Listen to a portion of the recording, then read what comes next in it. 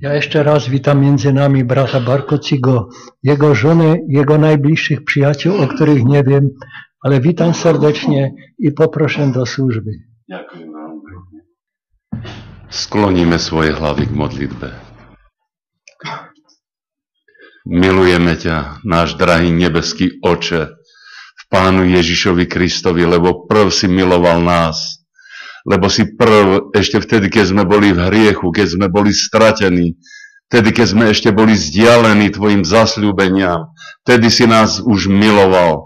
A ďakujeme ti za to, že si poslal svojho jednorodeného syna, Pána Ježiša Krista, aby si nás hľadal v tom našom stratenom stave a volal si nás. O, vďaka ti za to, Pane. Vďaka ti, že sme mohli počuť tvoj hlas, že sme sa ti mohli ohlásiť. Vďaka ti za to, že si nás nenechal zahynúť. Naše srdcia sa radujú, chvália ťa, milujú ťa. Ďakujeme za to, že si nás tak zhromaždil tu, ako kôčka zhromažďuje kuriatka, tak ako matka zhromažďuje svoje deti k nedeľnému obedu. Tak si nás tu zvolal, lebo chceš hovoriť k našim srdciam. O, Pane, chceme naladiť naše srdcia. My chceme počuť tvoj hlas, lebo si nám sľúbil, že tvoje ovce čujú tvoj hlas a nasledujú teba a za cudzými hlasmi nepôjdu. O, vďaka ti, Pane, my chceme ísť za tebou, Pane Ježišu, a chceme naplňať tvoje slovo.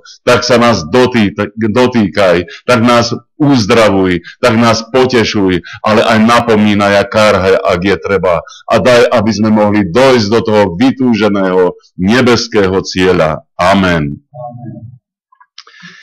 Srdečnou láskou vás všetkých vítam. Veľmi sa radujem, že vidím tu aj známe, aj menej známe tváre, ale Pán Ježiš vás všetkých pozná a o všetkých vás vie. Ja sa veľmi radujem z toho, že mohli sme dnes ráno prísť medzi vás a ďakujem aj za tú históriu. Je to veľmi zaujímavé, ako Pán Boh koná. Pozrite sa, zapálené srdcia zapáľujú ďalších. A my potrebujeme aj dnes takýchto ľudí, ktorí majú horiace srdcia.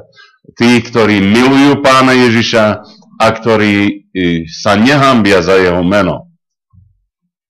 Veľmi sa radujem z toho, že aj dnes sa dejú veci. Že nielen v histórii a v minulosti, ale aj dnes Pán Boh koná veľké veci. Ja som tak svedkom toho, že aj v našom dome taká milosť Božia je, že ešte pred nejakým časom som hovoril, že otvoríme dvere a vypadne človek. Tak veľa ľudí prichádza pod zvuk Božieho slova, ale dnes už nevieme zatvoriť dvere, takže už nevypadne nikto. Takže tešíme sa z toho, že ľudia prichádzajú, chcú počuť Božie slovo a chcem vám povedať jednu radosnú správu. Teraz, tento čas, to je ten čas, ktorý Pán Boh učinil a práve v tomto čase pripravil prebudenie tejto doby. A hľadá tie srdcia, ktoré sú pripravené a ochotné mu slúžiť a ktoré sú ochotné obetovať svoj čas, svoju lásku, pozornosť a aby ľudia neboli tí, ktorí sú mimo pozornosti, ale aby boli v záujme, v takom fokuse, v takom záujme nášho srdca, nášho pohľadu. Istý človek chodil 2 roky do jedného spoločenstva a so smútkom mi povedal, že za 2 roky sa ho nikto neopýtal, že kto je, ani odkiaľ prišiel. A ja som bol v šoku, pretože proste u nás neexistuje, že keď príde niekto, že by sme neprišli k nemu, že by sme sa ho neopýtali, že by sme neprejavili záujem, alebo by sme po prípade sa neopýtali, čo ho priviedlo a v čom mu môžeme byť užitoční. Ale predstavte si, že niekde človek chodí 2 roky a nikto sa ho neopýta, že kto si, odkiaľ si prišiel, nikto neprejaví o neho záujem. Pán Boh tak miloval svet, že svojho jednorodeného syna dal, aby ten, kto verí v neho, nezahynul, ale mal večný život. Pán Boh má záujem o mňa i o teba. A je potrebné, ak Boh má záujem o človeka, aby to jeho srdce, to Božie srdce sa aj cez nás prejavilo o tých druhých ľudí. Veľmi som vďačný za milého brata Tomáša, ktorý hovoril, že nemôžeme žiť len históriou. Áno, história je veľmi dôležitá. A ja vám vyznávam, že ja veľmi milujem históriu a mnohé historické udalosti rád si vypočujem. A človek, ktorý nemiluje históriu, nemiluje ani prítomnosť, pretože z histórie sa môžeme učiť. Môžeme sa z histórii učiť aj tie pozitívne, dobré veci, ale môžeme sa z histórii učiť aj tie negatívne veci, ktoré škodili. Takže história je veľmi dobrá a dobre, keď ju študujeme. A buďme otvorení histórii hovoriť aj negatívne veci. My sme samé pozitívne a pekné veci dnes počuli a ja som rád a pri takejto ročnici je dobre, keď sa pekné a dobré veci spomínajú. Ale viete, keď čítate Božie slovo a čítate históriu písma, tak tam nielen pekné a dobré veci sa spomínajú, ale tam sa spomínajú aj negatívne veci. Teda história nám prináša nielen pozitívne veci príkladu, ale aj výstražné, tie príklady, ktoré nemáme nasledovať, tie, ktoré sú nám výstražné, a ja verím, že aj v tej vašej histórii boli aj také veci, ktorých by sme sa mali varovať. Takže niekedy v budúcnosti, ak budete mať ročnicu, bolo by dobre spomenúť aj také veci, aby som sa aj ja, ktorý som už nie z tej generácii, aby som sa mohol učiť. Ja sa chcem učiť. Učiť a nie zo svojich vlastných chýb, ale z chýb iných. Lebo sa hovorí, že múdry sa učí z chýb iných a hlúpy zo svojich vlastných. No ja zatiaľ sa musím len z vlastných, tak viete, že kto som. Vďaka Pánu, že Pán mi dáva milosť, a že sa môžem učiť, hoci aj z vlastných chýb, a môžem odovzdávať nielen tie pozitíva. Niekedy moja manželka ma napomína a hovorí: Alexander, ty hovoríš len samé pozitíva, hovoríš len o tom, ako ťa Pán Boh žehná, a nehovoríš o tých veciach negatívnych. A tak som si uvedomil, že áno, že naše svedectvá nie sú len pozitívne, nie sú len zdary a úspechy, ale naše svedectvá je treba, aby sme hovorili aj o našich pokleskoch a pádoch, aby človek si uvedomil, že život nie je len zo samého víťazstva, život nie je len zo samého takého krásneho počasia, ako máme tomu dnes, že vonku svieti slniečko, máme teplúčko, niekedy prichádzajú aj výchre, prichádzajú aj veľmi ťažké situácie a tie výchre pozlamujú tie suché konáre zo stromov a potom, keď odíde ten výchor, tak všetko to pozlamované suché sa pozbiera, hádže sa na oheň a potom to, čo zelená, v čom je život, to vlastne prináša ovocie. Takže my chceme vidieť aj veci tak, ako skutočne Pán Boh dovolí a dá nám to prežiť. Divil som sa, keď som prišiel do Budapešti na Keleti pályaudvar. Neviem, či vám to niečo hovorí toto. Vy, ktorí rozumiete po maďarsky, tak vy tomu rozumiete. Keleti pályaudvar, to je východná železničná stanica v Budapešti. A keď som prišiel na túto železničnú stanicu, veľmi ma zaujalo to, že všetky vlaky vychádzajú len jedným smerom. To nie je taká prechodná stanica, že idú vlaky a tam hore, dole. Nie, všetky vlaky idú jedným smerom.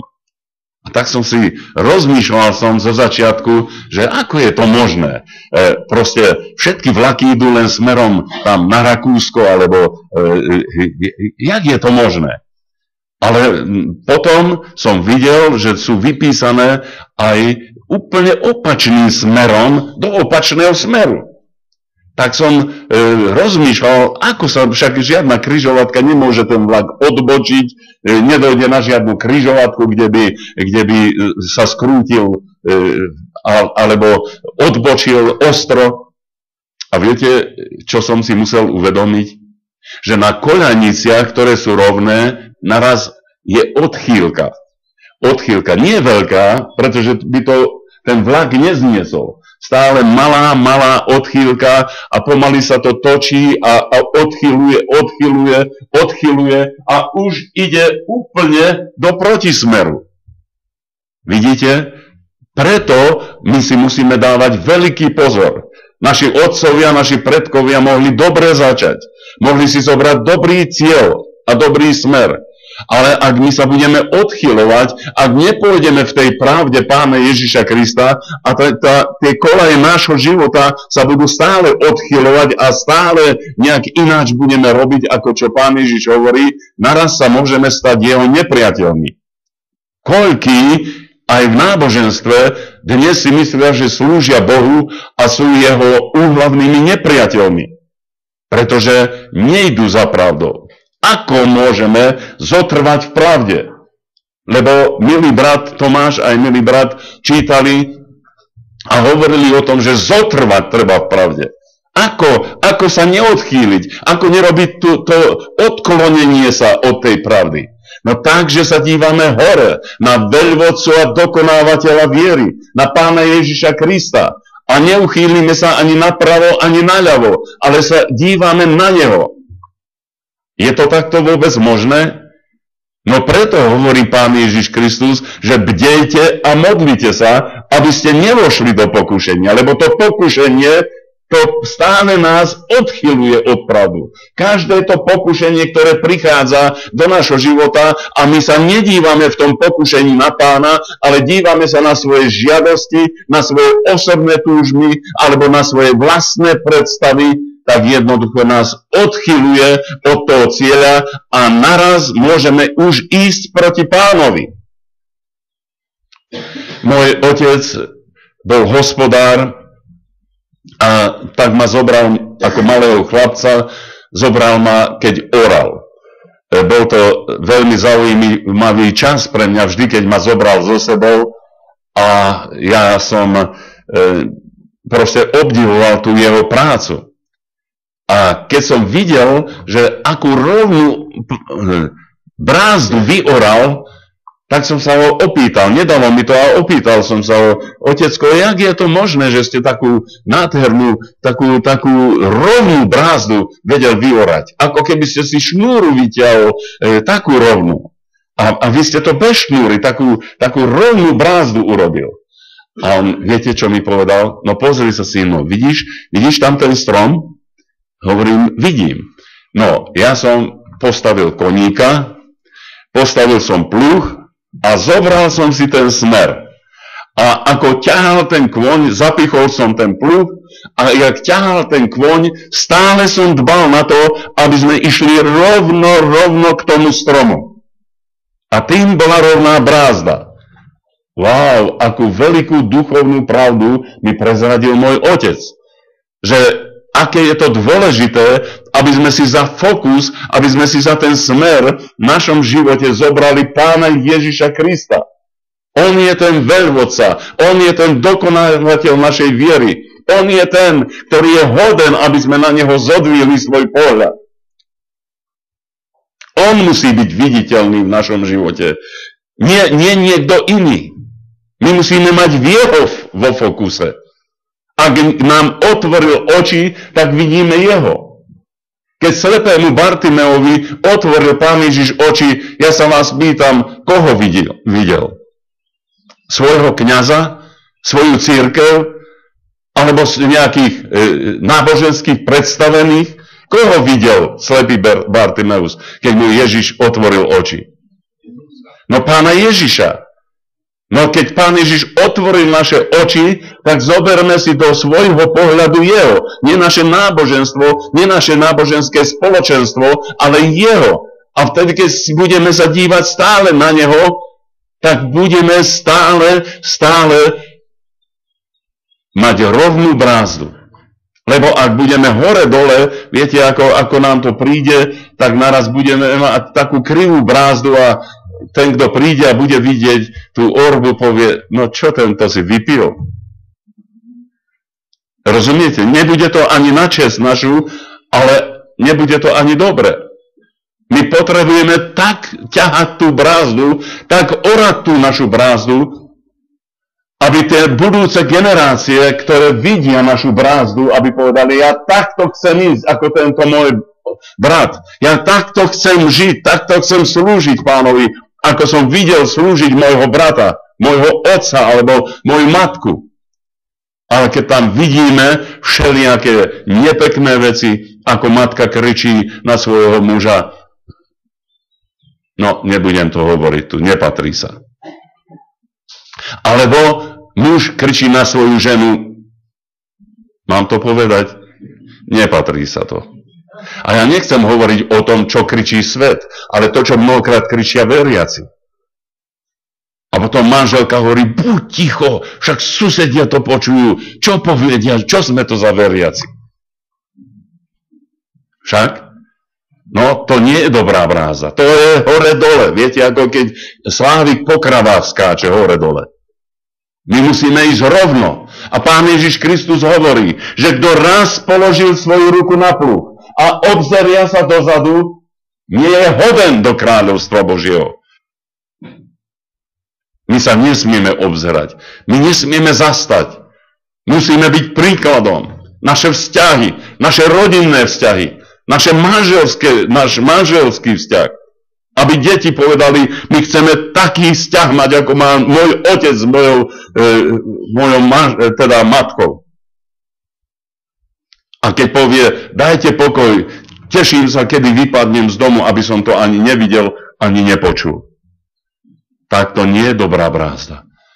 My sme zodpovední za to, akú brázdu za sebou zanecháme. Vďaka Bohu, že naši predkovia, že tí vzácni bratia, o ktorých tu hovoríte, že mali krásnu, rovnú brázdu.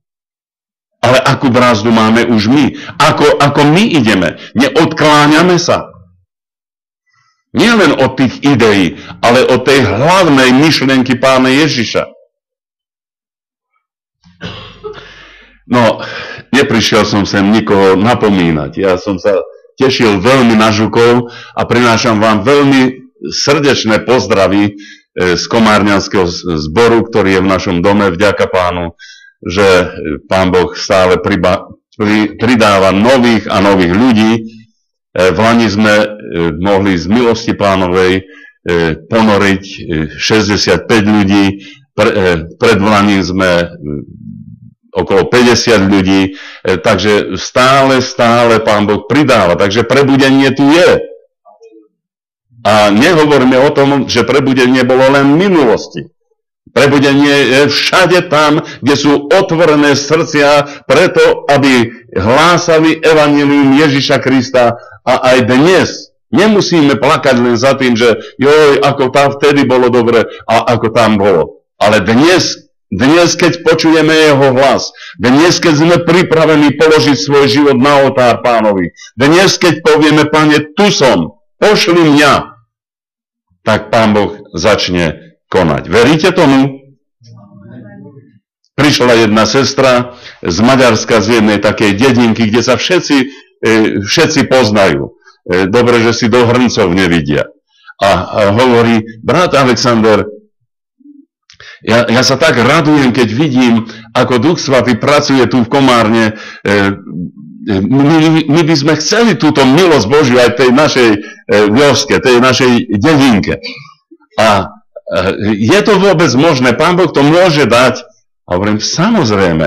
No a že to nevadí, že sa tu všetci poznáme a hovorím, to je o to lepšie, že sa poznáte a vidia vám až do hrncov tí ľudia, takže vy môžete zvestovať evanjelium. A hovorí, čo máme robiť? Hovorím, žite život Pána Ježiša a hlavne modlite sa, pôstite a povedzte Pánovi, Pane, tu sme, použij sa nás prebudení v našej dedine. A táto sestra to zobrala vážne aj so svojím manželom. Oni sa modlili, pôstili, volali na Pána a dlho sa nič nedialo. Tak už nevedela, čo má robiť, tak hovorí, no musím niečo urobiť. Tak upiekla koláče a zobrala do tej najbiednejšej rodine v tej dedine.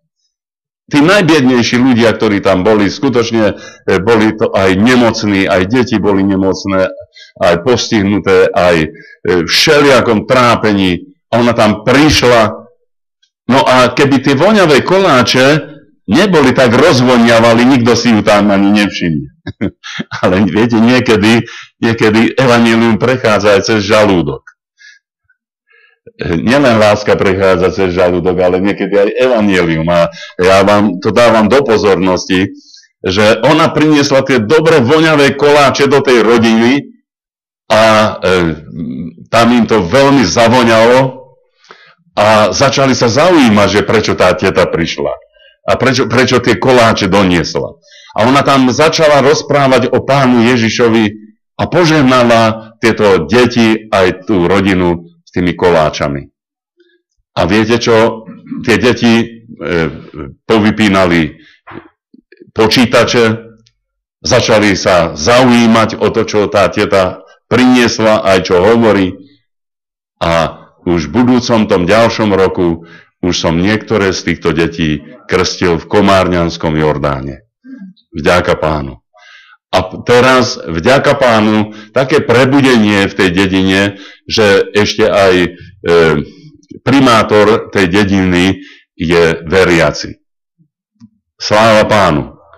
Takže Pán Boh rozšíril to prebudenie na mnohé tie duše a dneska už sa vie, že tá dedinka patrí Pánu Ježišovi. Mnohí ľudia odtiaľ už slúžia Pánovi a patrí Pánovi. Niekedy treba byť vynaliezavý. Je treba hľadať ten spôsob. Nie len pasívne modliť sa. Jakob apoštol hovorí, že prosíte a neberiete. Lebo si zle prosíte. To znamená, že nie len proste, ale aj berte. Keď niečo prosíte od Pána, tak už aj ďakujte. Pavel apoštol hovorí, že nech vaše prosby sa aj s ďakovaním odovzdávajú k Bohu. No keď ďakujeme niečo, tak to znamená, že už to máme. Keď prosíme, berieme a keď berieme, tak to máme. Berieme to vo viere a to, čo ešte nevidíme, tak Pán Boh to už prináša nám a my vo viere už to berieme. Ja sa tak veľmi radujem, že Pán ma to naučil a že mnohokrát len malá iskierka, veľmi maličká iskierka, keď už vidím, ako ten sluha, keď prišiel povedať tomu svojmu pánovi prorokovi, že taký malý obláčik len ako dlaň ide. A tento prorok hovorí, utekaj do mesta a ohlás, že bude veľký dážď, že bude veľké požehnanie. Teda tešiť sa malým veciam, malým iskierkam. V týchto dňoch som sa modlil za jedného chlapčeka a viete, bolo to autistické dieťa a jednoducho to vy, ktorí viete, ako sa tie deti chovajú, ono sa to nepozrie vám do očí, ono proste robí všetko, pohyby a proste agresívne, depresívne, všetko možné, seba poškodzujú a po modlitbe tento chlapček, ja som skončil modlitbu a vyhlásil som mu slobodu, pozrieť sa mi do očí. A jeho matka, keď to videla, začala oslavovať Boha. Lebo vedela, že to je zázrak. Ešte nikomu sa toto dieťa do očí nepozrelo. Aké je to veľké vidieť v malých veciach tie budúce veľké veci, ktoré Boh pripravil. Ale ak my nevidíme malé veci, tak neuvidíme veľké. My musíme malé veci uvidieť. A viete, to je veľmi na nás, že kde sa dívame. Či my dokážeme tieto veci uvidieť. Ja som tak veľmi vďačný Pánovi, že učí ma v tých maličkých veciach sa radovať. Maličké veci uvidieť. Všimnúť si také veci, čo si nikto nevšimne. A ja už chválim Boha a už viem, že už to mám. Už to ide ku mne, to požehnanie. A my musíme vedieť, takto sa dívať aj v dnešnej dobe. Žijeme jednu veľmi zvláštnu dobu. Veľmi pohnutú dobu. Bratia a sestry, ale toto je jedna nová doba pre jedno nové prebudenie, jedno z posledných prebudení, ktoré príde na tento svet. A preto všetci pripravme svoje srdcia. Nechajme sa očistiť. Nechajme sa obmyť krvou Pána Ježiša Krista. Nechajme si vyzliecť to staré, špinavé, pľuhavé rúcho a oblečme si to čisté, biele rúcho. Tak hovorí písmo, že blahoslavení, ktorí perú svoje rúcha. Blahoslavení, ktorí nezakrývajú svoju špinu. Ale blahoslavení, ktorí perú svoje rúcha, aby mali právo k drevu života. Ak nebudeme prať svoje rúcho, tak v tom našom pľuhavom, tom našom zasmradenom, prepáčte, takom zadubenom, zasmradenom našom rúchu jednoducho budeme odpudzovať tých ľudí okolo nás. V týchto dňoch máme jedného veľmi vzácneho brata, ktorý okrem toho, že na Večeri Pánovej posluhoval a máme ich veľmi radi, celú tú rodinku, on si myslel, že tá jeho práca je len v tom, aby on zabezpečoval svoju mnohopočetnú rodinu a prichádzal na zhromaždenie, ale okrem toho nepočúval som žiadne jeho osobné svedectva. Ale viete, čo sa stalo? Naraz sa hlási rakovina. A tento človek, keď spoznal, že prichádza jeho čas, tak začal činiť pokánie. Naraz si uvedomil, že môže sa stať, že ide v ústretí svojmu Pánovi a ide s prázdnymi rukami. A vtedy si uvedomil, že on potrebuje šíriť evanjelium. A to bolo tak zvláštne, že ako náhle ho zobrali do tej nemocnici, tak začal zvestovať tým ľuďom okolo neho evanjelium Pána Ježiša Krista. A tí ľudia, chorí ľudia okolo neho, oni to veľmi potrebovali. Oni ho prosili, oni počúvali toto jeho svedectvo. Ale dovtedy nie. A hovorí, čo musí prísť do života človeka, aby vôbec otvoril svoje ústa a začal zvestovať evanjelium. Jemu sa zdarilo, on mal tú svoju výplatu, mal tú svoju rodinku, má tú svoju manželku, všetko vďaka Pánu, všetko fungovalo a boli taká príkladná rodinka. Ale nezvestoval evanjelium.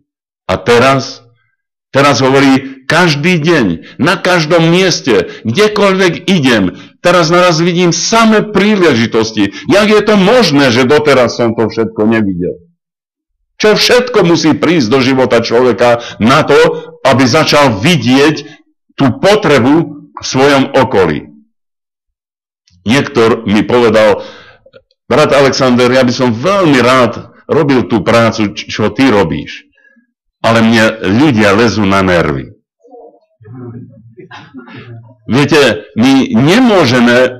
nám nemôžu ľudia liezť na nervy. My nemôžeme byť tí, ktorých sa cítime otravovaní ľuďmi. My musíme mať pre nich srdce. My musíme vedieť, že oni potrebujú Pána Ježiša a že bez Pána Ježiša sú stratené ovečky. Budeme čítať Božie slovo. Z proroka Jeremiáša z 18. kapitoly prečítam prvých 10 veršov.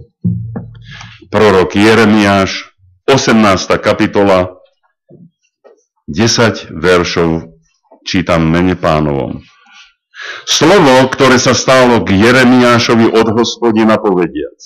Vstaň, zídeš do domu hrnčiarovho a tam ti dám počuť svoje slova. A prišiel som do domu hrnčiarovho a hľa práve robil prácu na kruhoch. A nádoba, ktorú robil z hliny, zahubila sa v ruke hrnčiarovej. Tedy začal znovu a spravil z nej inú nádobu, jaká sa priam ľúbila hrnčiarovi spraviť. A stalo sa slovo Hospodinovo ku mne povediac, či by som vám nemohol urobiť, ako urobil tento hrnčiar dome Izraelov, hovorí Hospodin. Hľa, ako je hlina v ruke hrnčiara, tak ste aj vy v mojej ruke dome Izraelov. A keď voľa, kedy hovorím o niektorom národe, alebo o niektorom kráľovstve, že ho idem vyplieniť, rozboriť a zahubiť, a jestli sa ten národ odvráti od svojej zlosti, proti ktorému som to hovoril, budem ľutovať zlého, ktoré som mu myslel učiniť. A zase, keď voľa, kedy hovorím o niektorom národe, alebo o niektorom kráľovstve, že ho idem vybudovať a vyhľadiť, a jestli bude robiť to, čo je zlé v mojich očiach, nepočúvajúc na môj hlas, budem ľutovať dobrého, o ktorom som povedal, že ho učiním. Toľko z čítania Božieho slova. Hospodin poslal svojho služobníka na teológiu. Kde ho poslal? Do praxe, do života. Ja by som prijal všetkým teológom, aby prv, než sa dostanú na kazateľňu, prv, než ich ruky sa chytia kazateľne a prv, než začnú kázať Božie slovo, nech zažijú prax života. Ja som v týchto dňoch otvoril jeden náboženský kanál v televízii a tam som videl jedného kňaza, ktorý rozprával o manželstve, rozprával o manželskom súžití. Ja som povedal, človek, čo ty rozprávaš? Však ty ani nevieš, čo je žena. A niekde nezahýbaš. Však bol to katolícky kňaz, milujem všetkých ľudí, aj tí, ktorí chodia do katolíckej cirkve, ale ja si dávam otázku, ako môže niekto hovoriť a vyučovať o tých svojich veriacich, o rodinnom živote, o manželskom živote a dokonca sexuálnom živote v manželstve, keď on nikdy nič také nezažil. Ja uznám, že má celú knihovňu, že má proste, ale to má v hlave, nemá v praxi. Nech sa mňa niekto opýta, ako to funguje v manželskom živote, tak ja mu poviem. Ale ja som o tom nečítal knižky, ja som to zažil. A to je veľký rozdiel, keď vieme slovo Božie, že nás pošle do praxi, do praktického života, alebo hlásame teoretické veci. Ja nikoho neodsudzujem, ani tohoto človeka nezavrcujem, ale som sa tak snažil som sa mu dívať do tváre a videl som tam všelijaké huncúctva a hovorím, človek, ty odkiaľ toto všetko vieš? Nezdá sa mi, že to len z knížiek vieš. A ty si predsa kňaz, ty si ten, ktorý by si mal byť mimo týchto vecí. On vyučuje svoj ľud, on vyučuje tých svojich veriacich o tom, že aký má byť sexuálny život. Veď to je hrúza. Veď ten človek nevie, čo to je. Preto Pán Boh posiela svojho služobníka, rovno posiela do dielne. Na pracovisko, tam, kde je tvrdá práca, tam, kde sa človek potí, tam, kde jednoducho tvrdo pracuje. A hovorí, choď do dielne Hrnčiarovej. Choď k Hrnčiarovi. A tam budem hovoriť k tebe svoje slovo. Viete, mojou teológiou, tou prvou teológiou, nebola vlastne Budapešť, kde som neskôr skončil a dostal nejaký papier, neviem na čom je, ale síce dobre, mám ho. Ale moja prvá teológia bola vlastne moja stavba. Keď som mal prázdne vrecká a Pán Boh mi povedal, vstávaj a ja budem s tebou. Viete si predstaviť, že nemáte žiadne peniaze, nemáte možnosť si zobrať nejaké pôžičky a teraz jednoducho Pán Boh vám povie, vstavaj a ja budem s tebou. Tak to nebola teológia, ale to bola kolenológia. To bol vlastne zápas, modlitebný zápas. A ja som musel vidieť v tej praxi, ako Pán Boh skutočne, ako stojí pri mne. Aj pri tej stavbe toho domu. Spomínam si, pri jednej príležitosti mali prísť proste tí murári, ktorí mi mali ťahať múry a ja som nemal pripravené nič. A ešte dokonca som sa musel na pracovisku zdržať a na druhý deň už tam mali byť. A vedel som, že ten čas je veľmi limitovaný, keď ja môžem pripraviť tú stavbu preto. A hovorím, ak ja teraz pôjdem niekoho hľadať, tak ja stratím ten čas. Ak pôjdem zase tam, tak všetko nestihnem. Ako som sa videl proste ako ten, ktorý to nezvláda. Viete, čo som urobil? Zhľadol som k Bohu a som povedal, Pane Ježišu, Ty si mi povedal, že ma neopustíš. Prosím ťa, pomôž mi, lebo ja to nezvládnem. A nemám ani možnosť na to. Viete, to neboli vtedy mobilné telefóny ako teraz, že kdekoľvek vyťahnem a aj z lesa zavolám volakomu, že potrebujem pomoc. A ja som volal k Pánovi. A prišiel som a začal som pracovať. Naraz zastalo auto pred domom a vyšiel človek, vystrojený so všelijakým náradím a hovorí, Alexander, ležal som doma na posteli a rozmýšľal som. Tak by som rád niečo užitočné urobil. A naraz mi prišla myšlienka, však tam máš Alexandra, choď a pomôž mu. A on vstal, zobral si všetko náradie, prišiel a viete, kým zotmelo, všetko bolo hotové. Ja som nevolal človeka, nehľadal som pomoc u ľudí, ale som hľadal pomoc u Boha a viete, toto bola moja teológia. A tento človek bol tak plný energie, že ja som už večer, už som sa len vliekol za ním, už som nestačil dychom, ale on ešte stále skákal ako blcha. Proste a dokázal mi pomôcť a na druhý deň mohla tá práca ísť. Boli iné situácie života. Potreboval som ťahať múry. A hovorím, Pane, ale ja nemám financie, ja jednoducho neviem, ako sa to robí. A prišiel za mnou jeden človek, jeden riaditeľ a hovorí, máme problém, potrebujeme učiť učňov stavať múry. Nemohli by to u teba, Alexander? Hovorím, ale čo by nemohli? Môžu. Sláva Pánu. To bola moja teológia. To bolo to, keď človek vojde do domu hrnčiarovho a vidí, ako ten hrnčiar pracuje. Potrebujeme vidieť Boha v praxi, ako funguje. Ak naše kresťanstvo nebude funkčné, ak nebude fungovať, čo budeme tým ľuďom rozprávať? To, čo sme si prečítali z kníh, proste budeme tak, ako ten jeden, ktorý hovoril, tak rozprával o makových slížach, haluškách, u nás to hovoria halušky, slíže makové, proste makové slíže a to sú, neviem, tak až všetkým tam sliny tiekli, tak rozprával o tých makových slížach. A nakoniec sa ho kto si opýta, a ty si už jedol makové slíže? No ja nie, ale môj švagor jedol.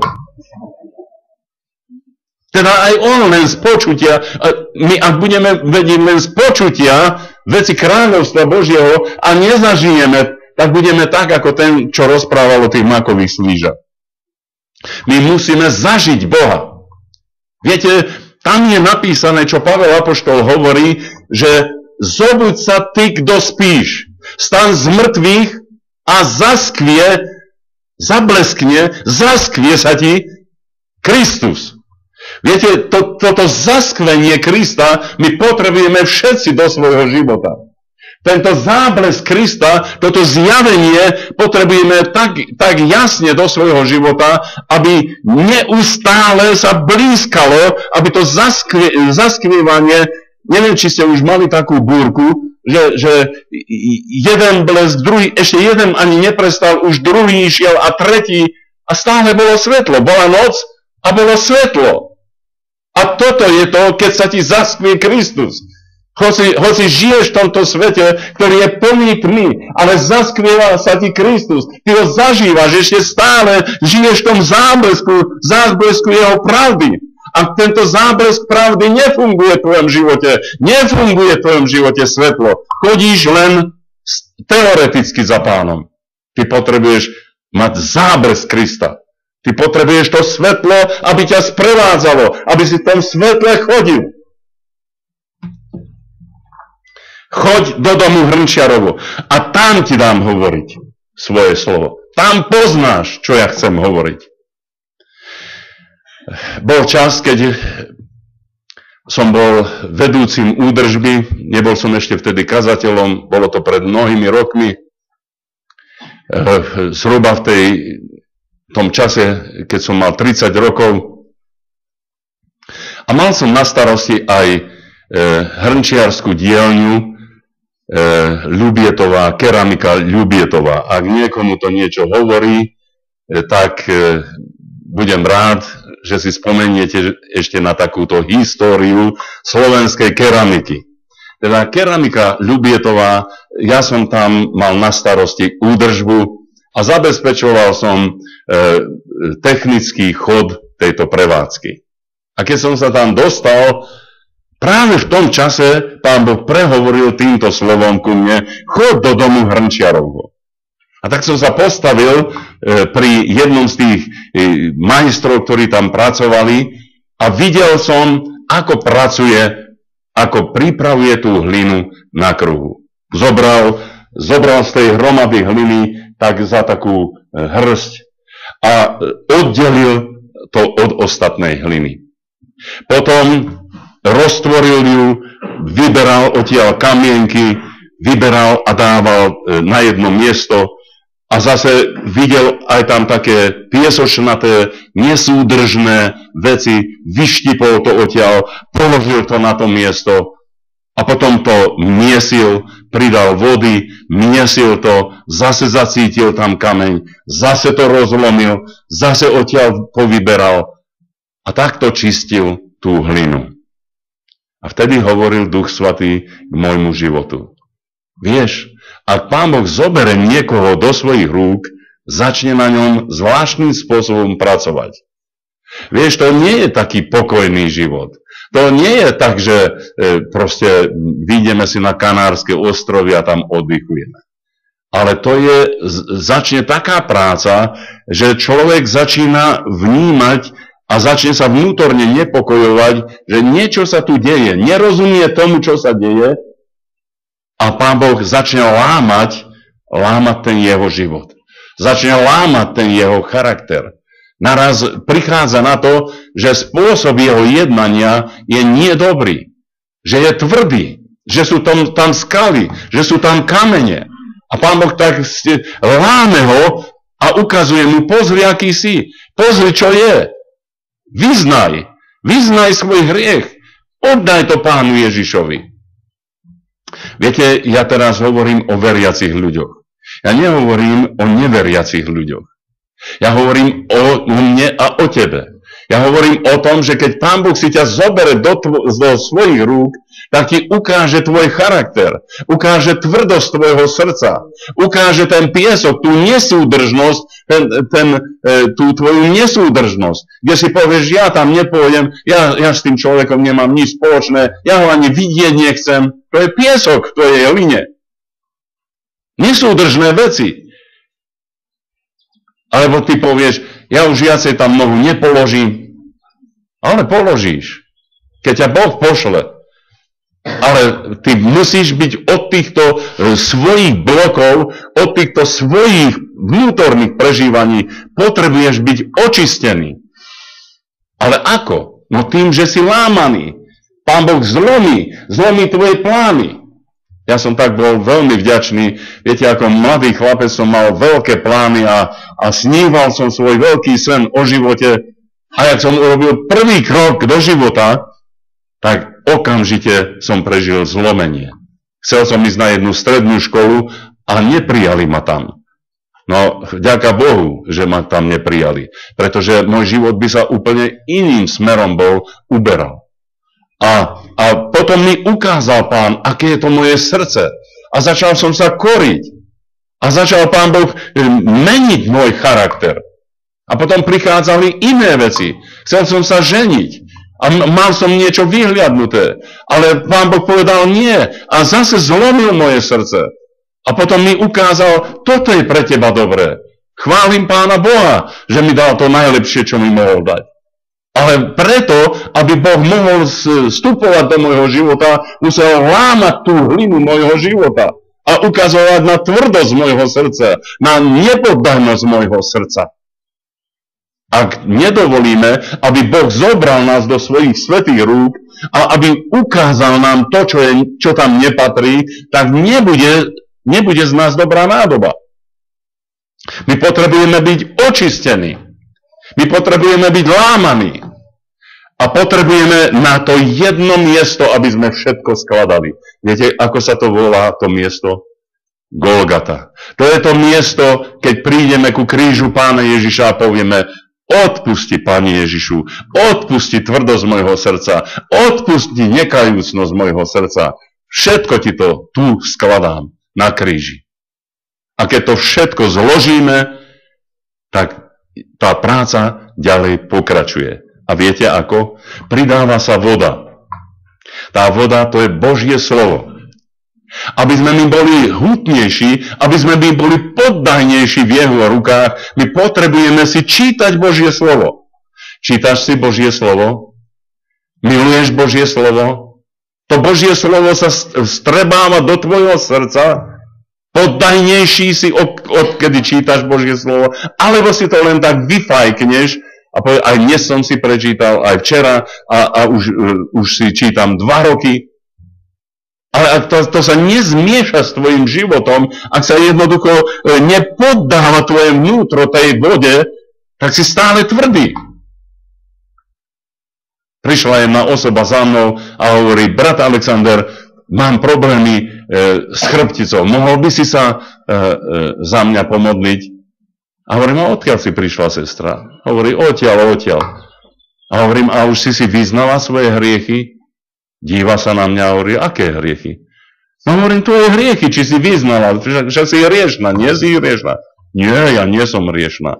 Hovorím, ty si nie hriešna. A čo ty u mňa hľadáš? Prosím ťa, vstaň a vyjdi von, lebo ja s takýmito svatými nechcem mať nič spoločné.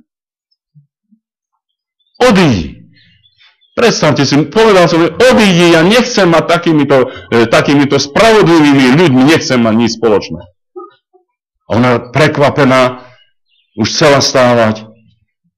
A hovorím, ty si nikdy nevyznala svoje hriechy. Hovorí, Alexander, ja už som 20 rokov v cirkvi. Ja platím si 20 rokov členské v cirkvi. Ale mne to nikto nepovedal, že ja som hriešna. Hovorím, ak ti to nikto nepovedal, tak ja ti poviem, že si po uši hriešna. A hovorí, ja to nevidím. A hovorí, ja som sa divila 20 rokov, že nemám istotu spasenia. Hovorím, ako môžeš mať istotu spasenia, keď si ani nikdy nebola stratená? Keď si nikdy nebola stratená vo svojich hriechoch? Však len ten môže mať istotu spasenia, kto vie, že bol stratený vo svojich hriechoch a Pán Ježiš Kristus ho našiel. Ale keď ty si dobrá a spravodlivá, no ja som od detstva chodila do kostola, od detstva som slúžila Pánu Bohu. Hovorím, vieš čo? Ty si od detstva oklamaná a zaslepená si svojim náboženským duchom. Lebo písmo hovorí veľmi jasne, že nie je to spravodlivého ani jedného. Ani ty nie si spravodlivá. A ty, ak chceš, aby si bola spasená a chceš mať istotu spasenia, najprv musíš sa nájsť, že si stratená, že si beznádejne stratený hriešnik a že bez Pána Ježiša Krista nemáš šance. Musíš plakať v svojom stratenom stave. Ona takými očami sa na mňa dívala. A hovorím, nebudem sa za tvoju chrbticu modliť. Môžeš vstať, môžeš odísť. A keď prídu na teba hriechy, keď budeš plakať, keď budeš zúfalo plakať nad svojim strateným stavom, vtedy príď a zaklop. Vtedy sa ti budem venovať. Vtedy ti venujem ten čas, lebo môj čas je veľmi drahý na to, aby som sa zaoberal so spravodlivými ľuďmi. A skutočne aj odišla. Ale po pol roku prišla a chválila Boha a hovorí, brat Alexander, bola som stratená, a už som nájdená. Už patrím Pánu Ježišovi. A vidíte, 20 rokov v cirkvi a jednoducho až teraz prežila, že ju Pán Ježiš spasil. A hovorím, a už teraz máš istotu spasenia?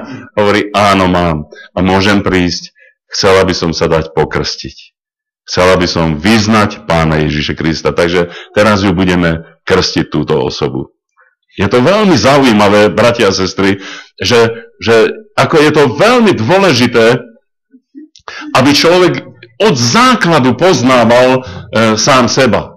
Aby vedel, celé to spasenie vychádza od toho, že človek pozná svoj stratený stav. Pozná to, že bez Pána Ježiša Krista je nula. Áno, tá voda. A teraz sa vráťme k tomu, kde sme prestali. Tá voda, tá spôsobuje to Božie slovo, že to naše vnútro sa poddáva. Že tá hlina už nie je tvrdá, neodporuje tomu hrnčiarovi, ale poddáva sa v jeho rukách. Viete, a keď ten hrnčiar niesil tú hlinu, tak to sú tlaky. Aj my prežívame rôzne tlaky. Podobá sa to možno na depresie, ale to nie sú ešte depresie. To sú tlaky tých okolností života. A v tých okolnostiach života, čo máme? Byť tvrdý však? Máme sa poddávať. Jednoducho povedať, Pane, staň sa tvoja vôľa. Pane, poddávam sa tvojej vôle. A krásne to blato nášho života prechádza pomedzi prstmi a jednoducho zhutňuje sa ten náš život. V tom poddaní sa Pánu Ježišovi. Amen. Samuelko, áno? Tak je to. Vidíte? Sláva Pánu. To znamená, že to Božie slovo nás robí poddajnejšími a zhutnejšími. No a keď to takto všetko vymiesil a popridával tej vody, tak chytil to blato, zodvihol ho hore a hodil ho, plesol ho na ten stôl, do stredu toho kruhu. A ja som sa opýtal tohoto hrnčiara, čo sa hneváte na to blato? Prečo ste ho tak plesol? Nemôžete ho pekne položiť na ten stôl? A on hovorí, vidieť, že vy sa tomu nerozumiete. Ja keby som to len tak položil a to blato bude excentricky neprilepené na tom stole a ja roztočím ten kruh, tak mi uletí, tam bude na stene. Ja ho potrebujem riadne praštiť na ten stôl, aby sa prilepilo a až vtedy mi neuletí zo stola. Takto koná Pán Boh aj v našom živote, aj v tvojom živote. Prichádzajú údery. Prichádza taký úder do tvojho života, že jednoducho si v šoku. A začneš pochybovať, či ťa Pán Boh má rád.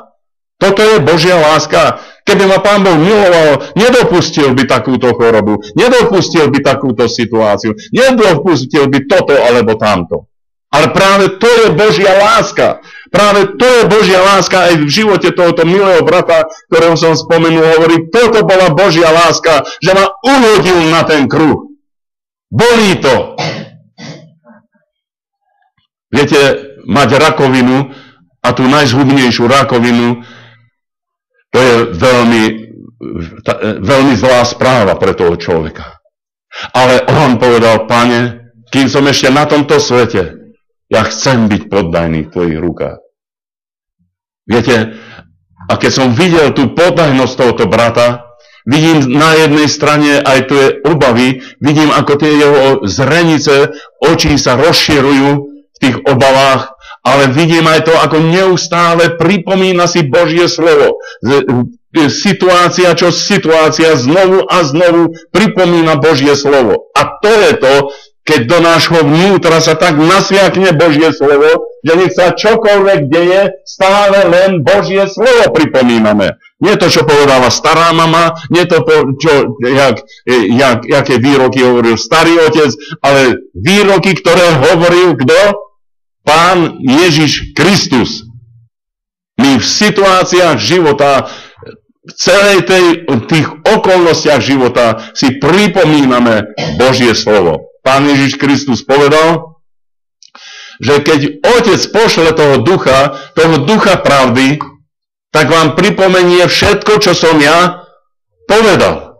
Toto je veľmi dôležité, aby sme v tých životných situáciách si neustále pripomínali slova Pána Ježiša Krista. My môžeme byť teraz zdraví, môžeme byť bez problémov, môže sa nám všeličo dariť. Ale keď prídu ťažkosti v našom živote, keď prídu skúšky života, nech to, čo sa nám pripomína, je čisté a sveté Božie slovo. A preto Pavel apoštol ďalej nám radí, aby slovo Kristovo prebývalo vo vás bohate. Hej, obchvíte, hej, Poliaci hovoria. To znamená bohate, aby Božie slovo bohate prebývalo v našich srdciach. Aby nám mal čo Duch Svätý pripomenúť. Lebo čo nám bude pripomenúť Duch Svätý, keď nevieme, čo hovoril Pán Ježiš?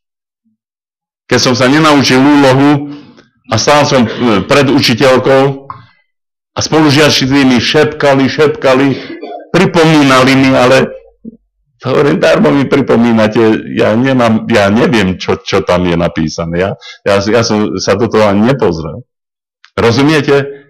Ale viete, keď má človek blok a niekto mu pripomenie a sa mu to zasvitne, už viem, o tom som čítal toto a tak už viem.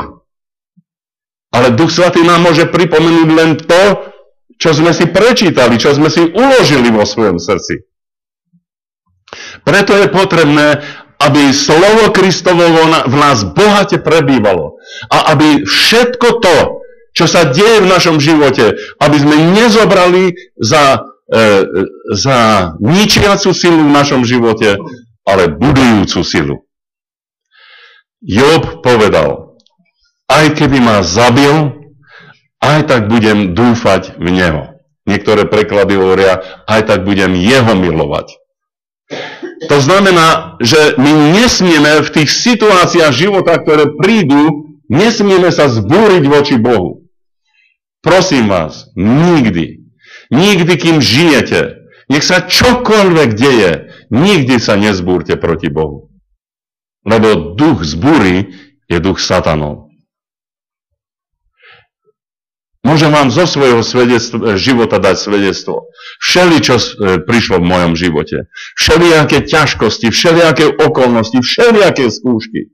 Ale nikdy som nepustil do svojho srdca ducha vzbúry.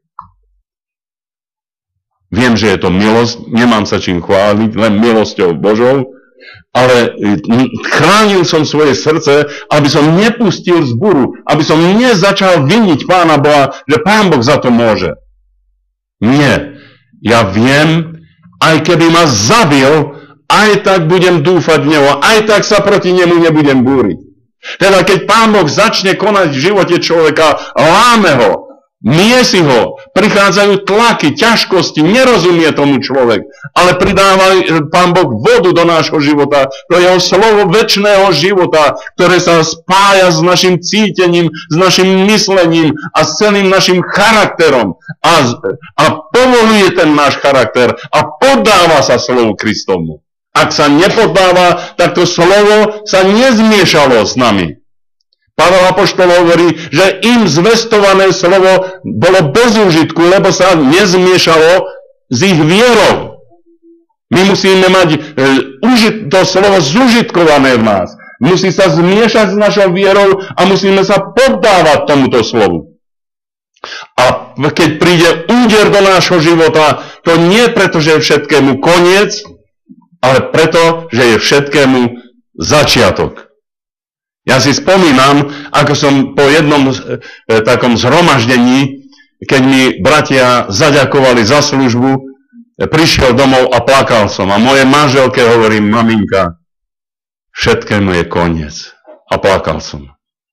Ona prišla, usmiala sa na mňa a hovorí, tatínko, nie koniec, všetkému je začiatok.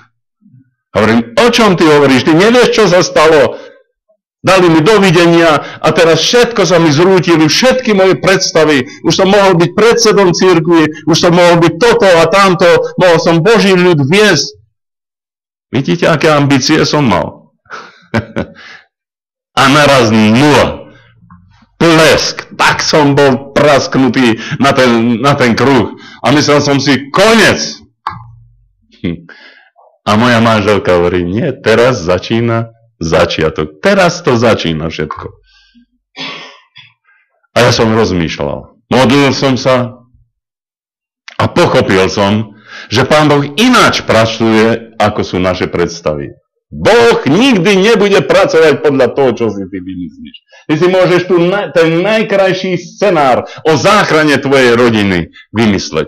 Môžeš si ten najkrajší scenár vymysleť o spasení tvojich detí, o záchrane tvojho manžela alebo tvojej manželky. Nič to tak fungovať nebude, ako si to ty vymyslíš. A bude sa ti zdať, že ešte Pán Boh pracuje proti tebe. A ja som si myslel, že Pán Boh pracuje proti mne a že ma ničí. A on nádherne pracoval. Sláva mu za to. Ja ho chválim. Ja sa radujem z toho. Bolo to pred asi 4-5 rokmi. Bol to ten čas, viete, keď som bol operovaný a kus kosti mi vyrezali z hlavy. A v tom čase ja som si už myslel, že končím.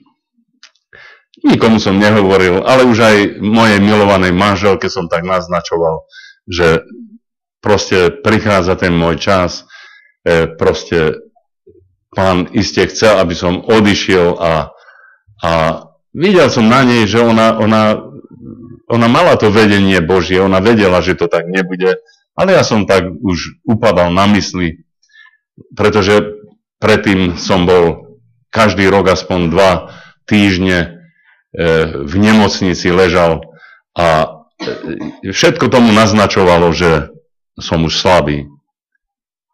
A Pán Boh poslal proroka do môjho domu. Postavil sa oproti mne a povedal mi, Alexander, nemyslí si, že končíš. Tak to hovorí Pán. Ešte len teraz začínaš.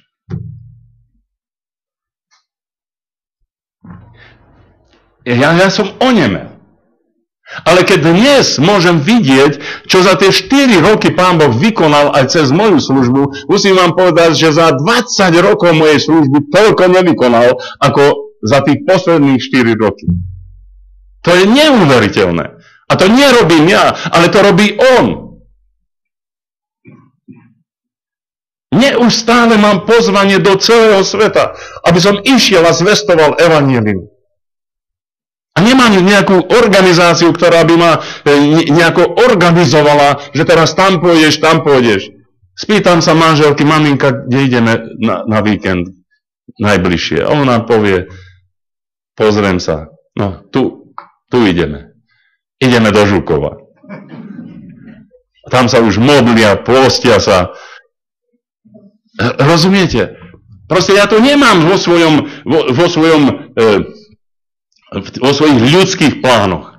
Mám určité plány, ktoré si musím robiť, pretože aj brat Zagora, však koľko si ma vyzváňal. Už si mal žeravý telefón, nie? No, ale si sa dovolal, sláva Pánu. Jednoducho, u nás s tými telefónmi je tak, že ak ja chvíľku chcem mať pokoj, tak si musím dať letecký režim. Lebo, a to nie len ja, ale celá rodina, lebo ak ja nie, tak potom zvoní u manželky, keď nie, u manželky nie, tak zvoní niekde na kredenci, nejaký telefon a tak ďalej. A ľudia si nájdu spôsob. Vďaka Pánu. že Pán Boh používa svojich služobníkov.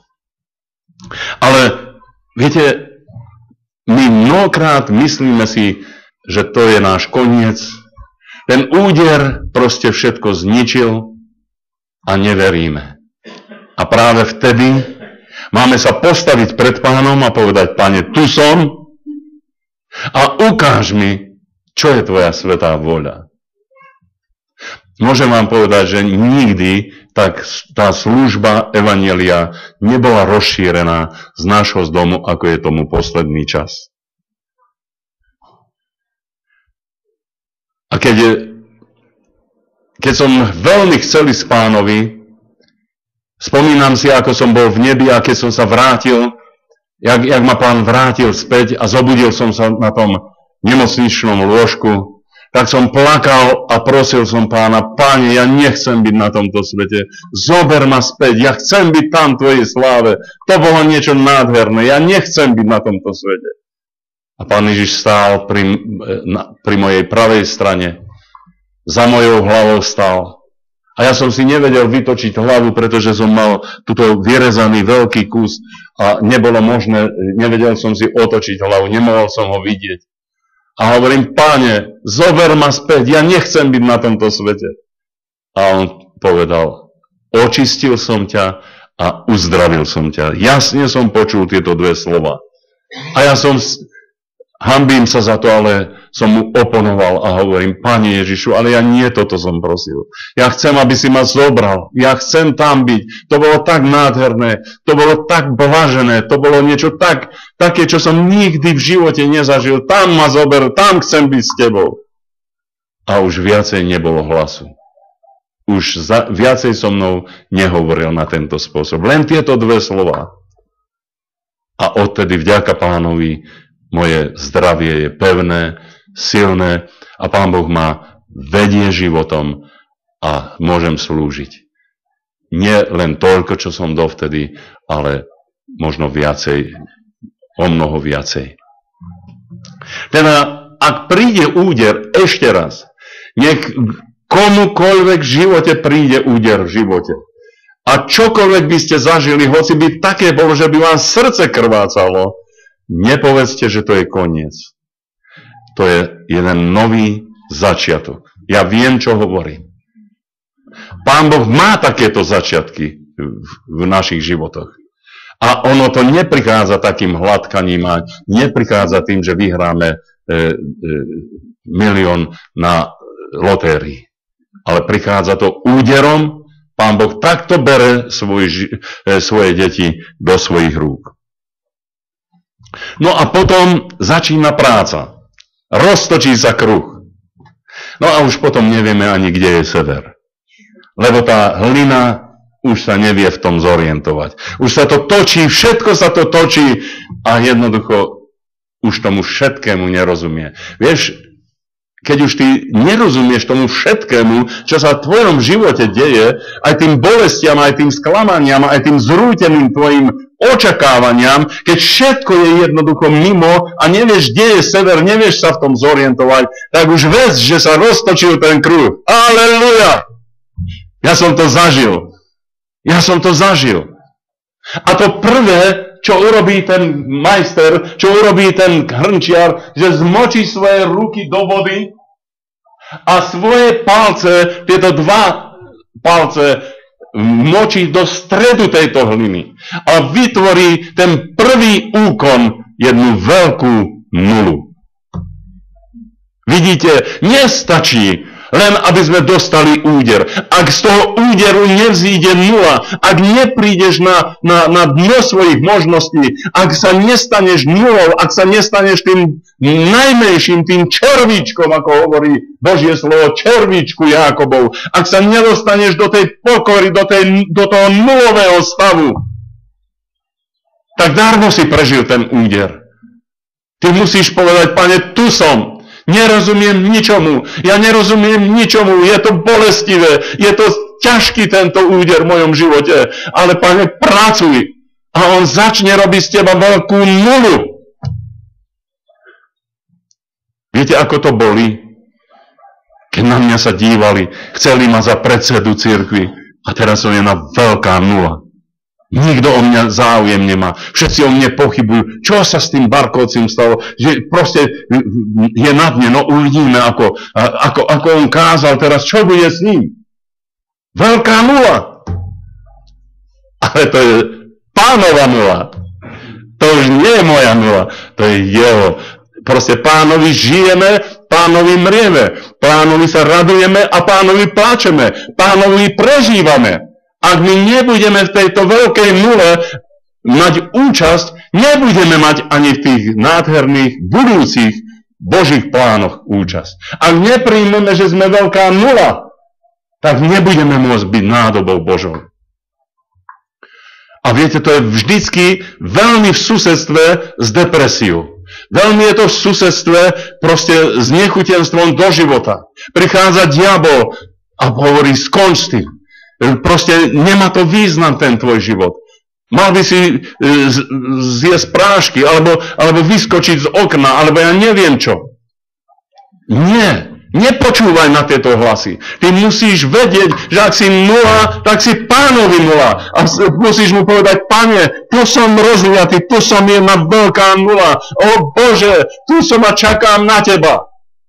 A keď to skutočne prežiješ, tak vtedy znovu tie jeho ruky, ale všimnite si, stále pracuje tento hrnčiar s vodou. Bez vody to nebude fungovať. Žiadnu nádobu hrnčiar nevytvorí bez vody. Neustále tie svoje ruky dáva do tej vody. Strčil svoju ruku do vody a tú nulu takto podobral s tými svojimi ďalšími prstami, chytil tú nulu a začal ju tlačiť. A jak sa točila ten stôl, jak sa točil, tak vyťahol na prvý šup, vyťahol krásnu nádobu.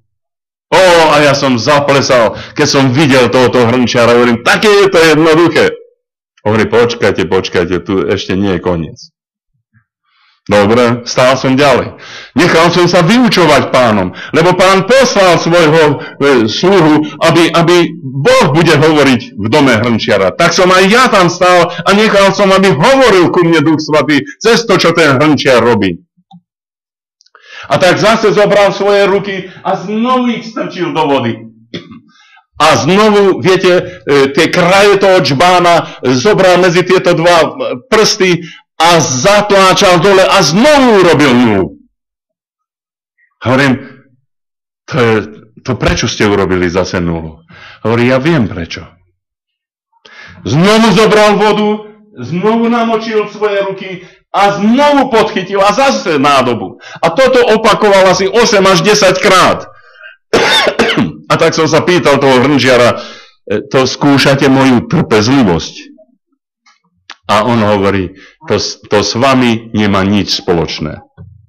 To s vami nemá nič spoločné. Ja keby som na prvýkrát vyťahol tú nádobu, tak viete, koľko bubliniek je tam v tej hline? A keď sa tá nádoba vysuší a keď sa potom položí do pece, tak tých miesta, kde sú skryté tie bublinky, tam popraská. Ja musím dovtedy dvíhať tú nádobu a znovu z nej urobiť nulu a znovu dvíhať a znovu urobiť nulu, kým všetky bublinky z toho neodídu preč. A keď už vidím, ja to už cítim vo svojich rukách, že je tak schutnená proste tá hlina, že už tam nie sú bublinky, tak vtedy vyťahnem ten konečný tvar, upravím to, a hovorí, zoberiem nitku a položím na policu. Vtedy hovoril ku mne Pán, spomen si na Dávida. Spomen si, ako aj v jeho živote bola takáto bublina v jeho živote. Ako nedal všetko Pánovi. Aké je to nebezpečné nedať všetko Pánovi. Ako je to nebezpečné nechať si niečo pre seba. Ako je to nebezpečné niekedy nechať si svoj vzťah so svojím dieťaťom. Ako je to nebezpečné nechať si svoj vzťah so svojím mužom. Ako je to nebezpečné nechať si vzťah s niekým v cirkvi. Ty všetko musíš vedieť odovzdať Bohu. Ak neodozdáš všetko Pánovi, tak tam je bublina v tvojom živote. Nech je to čokoľvek. Nech je to vzťah k tvojmu dieťaťu, nech je to vzťah k tvojmu zboru, alebo kdekoľvek, čokoľvek je. Ak si niečo neschopný oddať Pánu a nie si s ním ochotný o tom rozprávať, to je bublina v tvojom živote. Vieš všetko odozdať Pánu? Vieš o všetkom hovoriť s Pánom? Aj o svojich deťoch? Aj o svojich vnúčatách? O svojich budúcich generáciách? Vieš o všetkom hovoriť s Pánom aj v zbore? Alebo sú veci, ktoré si necháš pre seba a do toho nepustíš nikoho? Bublina. A viete, čo sa stane? Keď príde táto nádoba do ohňa, teda do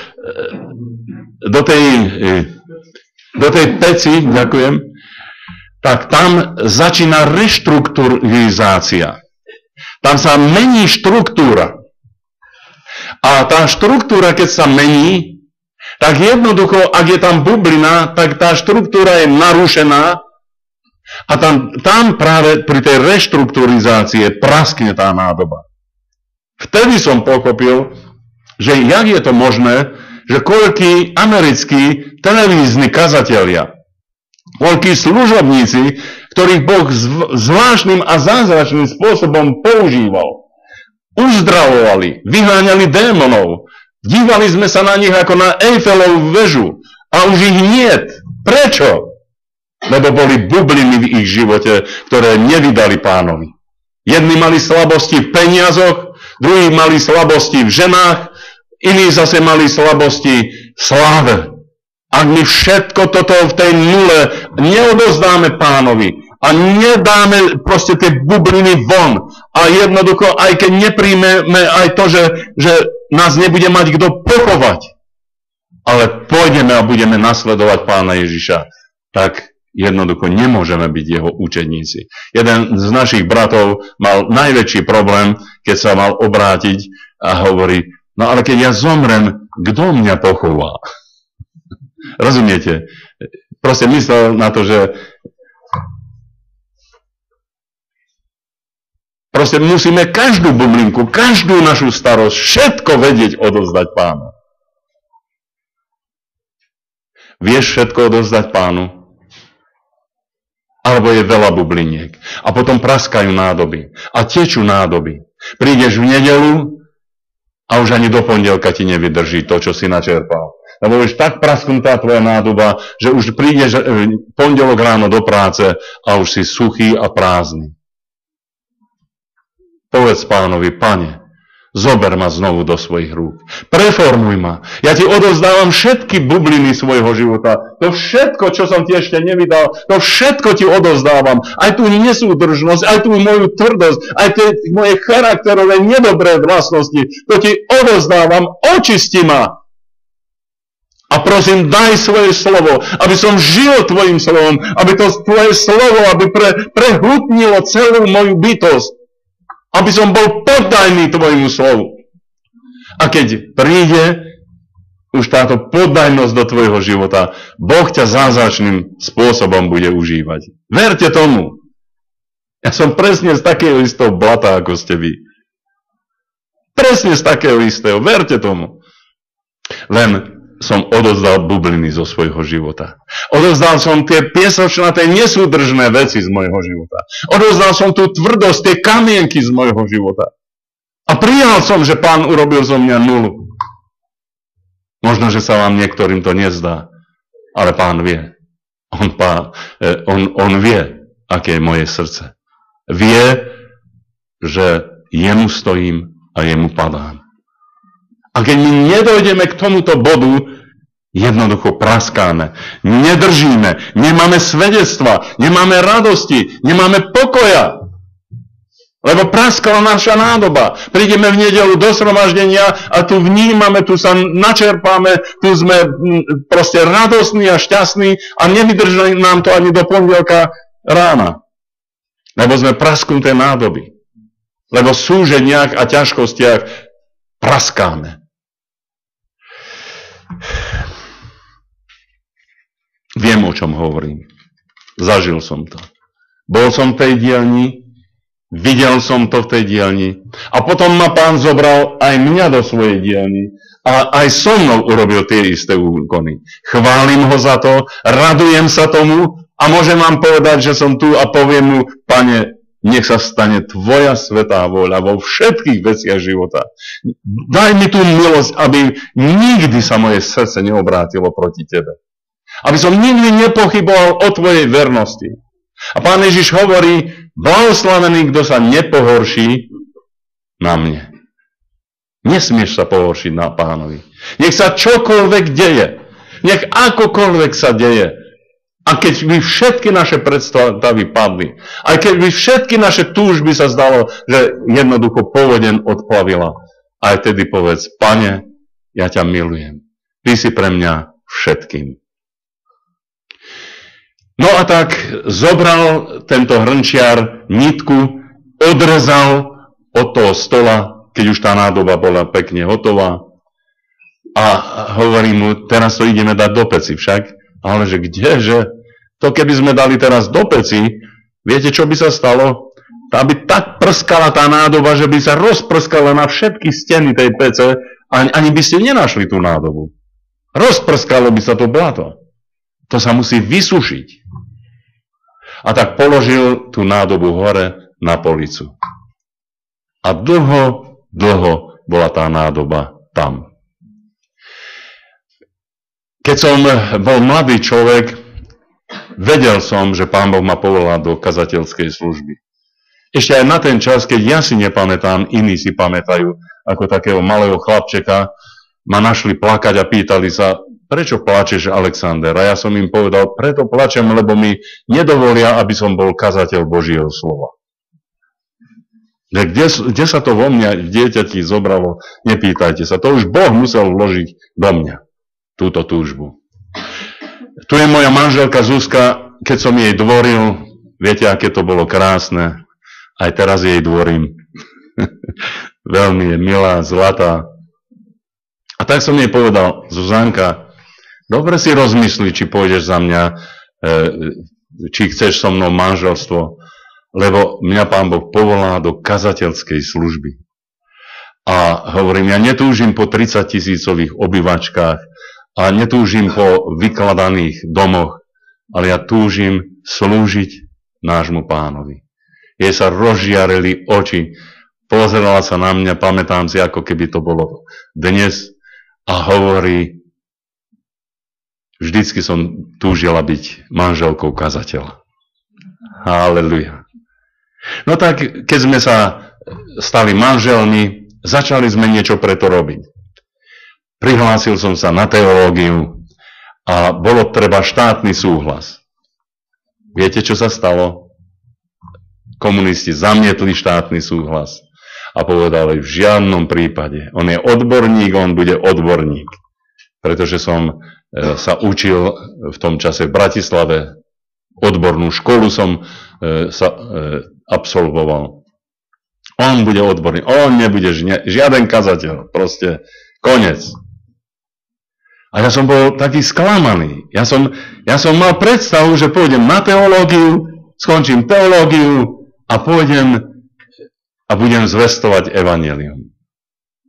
A teraz ma Pán Boh nechce. Viete, aký som bol sklamaný? Tie moje predstavy okamžite sa zrútili. Okamžite. No tak pozrel som sa na svoju manželku a hovorím, čo budeme robiť? No, budeme slúžiť Pánu tak, ako môžeme. Pustil som sa do stavby domu a Pán ma tam učil. To bola moja teológia.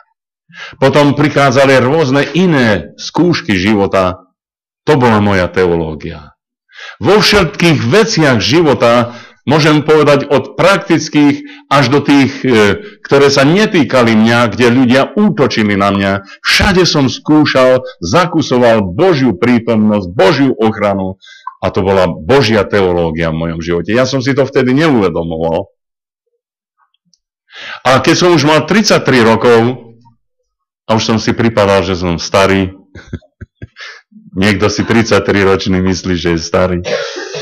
Lebo už sa mi zdravili deti a hovorí, dobrý deň, Ujo, Hovorím, tragédia, hovorím, ja už ujo. Však. A vtedy naraz Duch Svätý hovorí, no už teraz sa pripravuje. Teraz bude ten čas.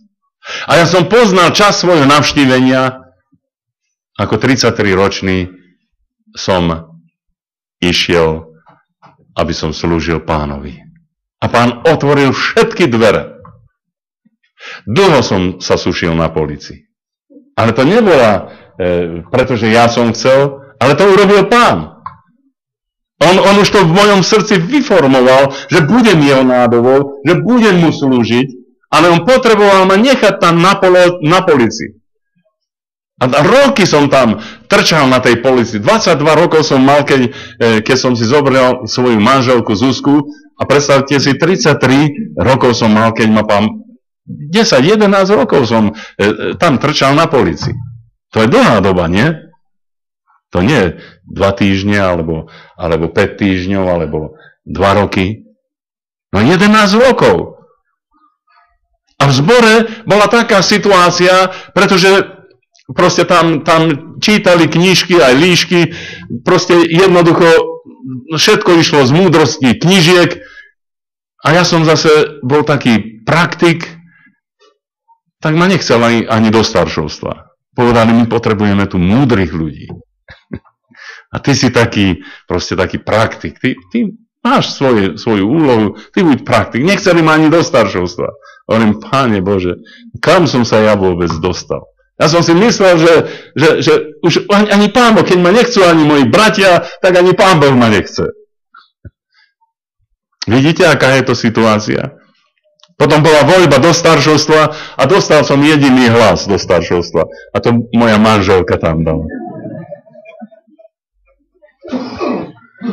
A v ten istý rok ma Boh povolal do kazateľskej služby. Vidíte to, ako rozmýšľa Boh a ako rozmýšľa človek? Keď si človek nevyvolí toho, Boh si ho vyvolí. Čo ťa potom, čo myslia o tebe ľudia? Čo ťa potom, kam ťa zaraďujú ľudia? Ty choď celým srdcom za Pánom Ježišom. Miluj ho z celého srdca. A povedz mu, Páne, kam pôjdeš, ty pôjdem aj ja. A to, čo hovoríš, ty budem hovoriť aj ja. A to, čo nehovoríš, to ja nebudem hovoriť. A Pán videl moje srdce. On videl do budúcnosti. On vedel, že moje srdce pôjde za ním. A keď ma ľudia nechceli, keď ma moji bratia neuznávali a nechceli, na tom nezáleží. On ma chcel. Halelujá. A za krátky čas sme sa ocitli v kazateľskej službe. No, a to nie je medlízať. To vám môžem povedať. Tam som sa stretával so všeličím. Ja som myslel, že keď ja budem kazateľom, ja budem všetkých milovať a všetci budú milovať mňa. Že tu bude cukor a med. A po jednom kázaní už ma upozornili dopredu, daj si pozor, lebo ak budeš na túto tému kázať, tak budeš mať nepriateľov. A hovorím, no tak ja musím, lebo Duch Svätý ma vedie k tomu, aby som hovoril proti okultizmu a ja som nevedel, že tam v tom zbore som mal niektorých čarodejníkov. A keď som proti čarodejstvám a proti tomu začal kázať, tak vzadu jeden brat, ako keď viete, ako keď s puškou strieľate, alebo mierite s lukom, proste takto sa na mňa pozrel a už som vedel, že je zle. A tak som išiel sa rozlúčiť s tými ľuďmi, keď bol koniec toho zhromaždenia a ten brat si to nechal naposledy a povedal, no teraz mu to všetko spočítam tomu kazateľovi. A išiel tak zamiereným okom na mňa. A ja som sa tak chvel, hovorím, Páne Bože, toto je môj koniec. Teraz mi buď milostivý. Proste. A išiel ku mne. A už keď všetci odišli, hovorím, čo teraz bude? No toto bude výbuch posledný. No toto bude katastrofa. A keď prišiel ku mne, zdrapil som ho, objal som ho, a držal som ho pevne pri srdci. A on sa mykal, on chcel sa mi uvoľniť z môjho náručia, ale ja som sa tak bál, že som ho nepustil, ja som ho držal ako kliešť. Viete? A držal som ho a držal. A naraz Duch Svätý hovorí, no dobre, a teraz ho pustí. Tak som ho pustil. Pozrel sa na mňa takým vľúdnym okom a hovorí, no dobre, povieme si to inokedy. Ale môžem vám povedať, bratia a sestry, vtedy som poznal, že čo je moc Božia.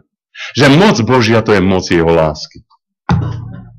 Že moc Božia to je moc lásky. Ten človek mi nikdy neublížil. On ma tak mal rád, on ma tak chránil, on premenil to svoje myslenie, činil pokánie a tam plakal pod kazateľňou a Duch Svätý preorával jeho srdce. Bol tak vzácny. Učil ma Pán. Učil ma tej praktickej teológii, že nie niekomu hustiť do hlavy, ale jednoducho láskou môžeš premôcť to zlé. Halleluja.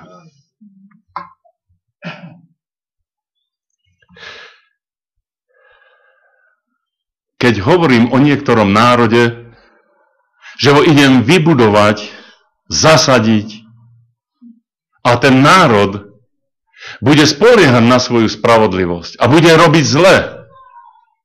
A nebude svoje srdce, nebude primeriavať k Pánovi. Ak nebude zvažovať, či to, čo robí, je dobré. Ak nebude to tak robiť, ako je napísané v Rímanom písanom liste 12. kapitole 1. a 2. verš. Prosím vás, bratia, pre rôzne milosrdenstvo Božie, aby ste tadali svoje tela v živú obeť Bohu. Premeňte sa vo svojej mysli, aby ste mohli spytovať, čo sa Bohu ľúbi, čo je dobré, milé a čo je dokonalé. Ak my nepoložíme svoj život na oltár Bohu a ak nespytujeme aj dnešného dňa, čo sa Bohu ľúbi a čo sa mu nelúbi, ak si myslíme, že toto takto má byť, a nepýtame sa Pána, tak sa pomaly odchylujeme a z ňugaty alebo z kelety pája udvar už ideme úplne proti smere. Dávajme veľký pozor.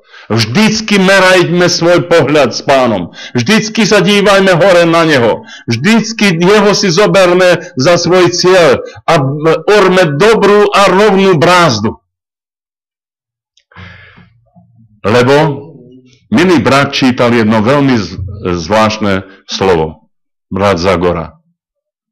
Tam čítal, že vo veľkom dome sú nádoby, ktoré sú na česť, ale aj na nečesť. A ja sa vás teraz opýtam, keď vy privediete si hosti, tak do vitrinky si aké nádoby položíte? Na česť alebo na nečesť? Položíte si tam smeťák, hej, alebo umývadlo, hej, alebo niečo také, čo nie je na česť. Nie, vy si položíte tam krásne tie nádoby, tie jemné, tie jemnučké nádoby a chválite sa týmito nádobami. Aj Pán Boh sa chce pochváliť svojimi nádobami. Veríte tomu, že je to tak? Ešte aj pred Satanom sa pochválil a hovoril, videl si môjho služobníka Joba. Videl si, nie to jemu rovného. Pán Boh sa chce pochváliť aj s tebou.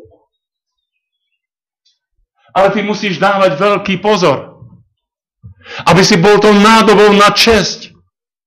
Lebo diabol presne vie, čo si neodovzdal Pánovi. Diabol presne vie o tých tvojich bublinkách. On presne, to je jeho dielo, to je jeho majetok, tie bublinky, to nič, čo sa držíš, to je jeho majetok v tvojom živote.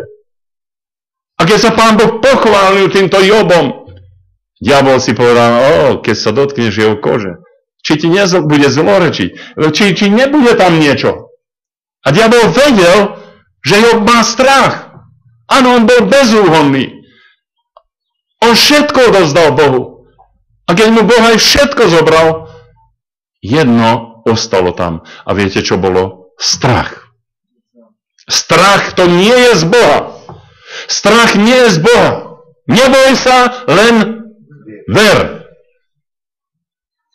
Je to ľudské mať strach, ale ten strach nie je z Boha. Keď my chceme bez strachu fungovať a existovať, musíme mať veľa lásky. Lebo dokonalá láska vyháňa strach. Ak my chceme slúžiť Pánu, my nemôžeme mať tam strach. Dve veci môžu kresťana zničiť. Hriech alebo strach. Videl som ľudí, ktorí boli bezúhonní, ktorí skutočne proste takí boli ako predpísaní, ako recept. Ale mali strach. A ich životy boli zničené. A boli veriaci. Dokonca niektorí sa dostali na psychiatrie. Nielen hriech môže zničiť človeka, ale aj strach. A Joba zničil strach. Viete, odkiaľ to viem? Tam je napísané, písmo hovorí, kde Job vyznáva, všetkého, čo som sa strachoval, to prišlo na mňa.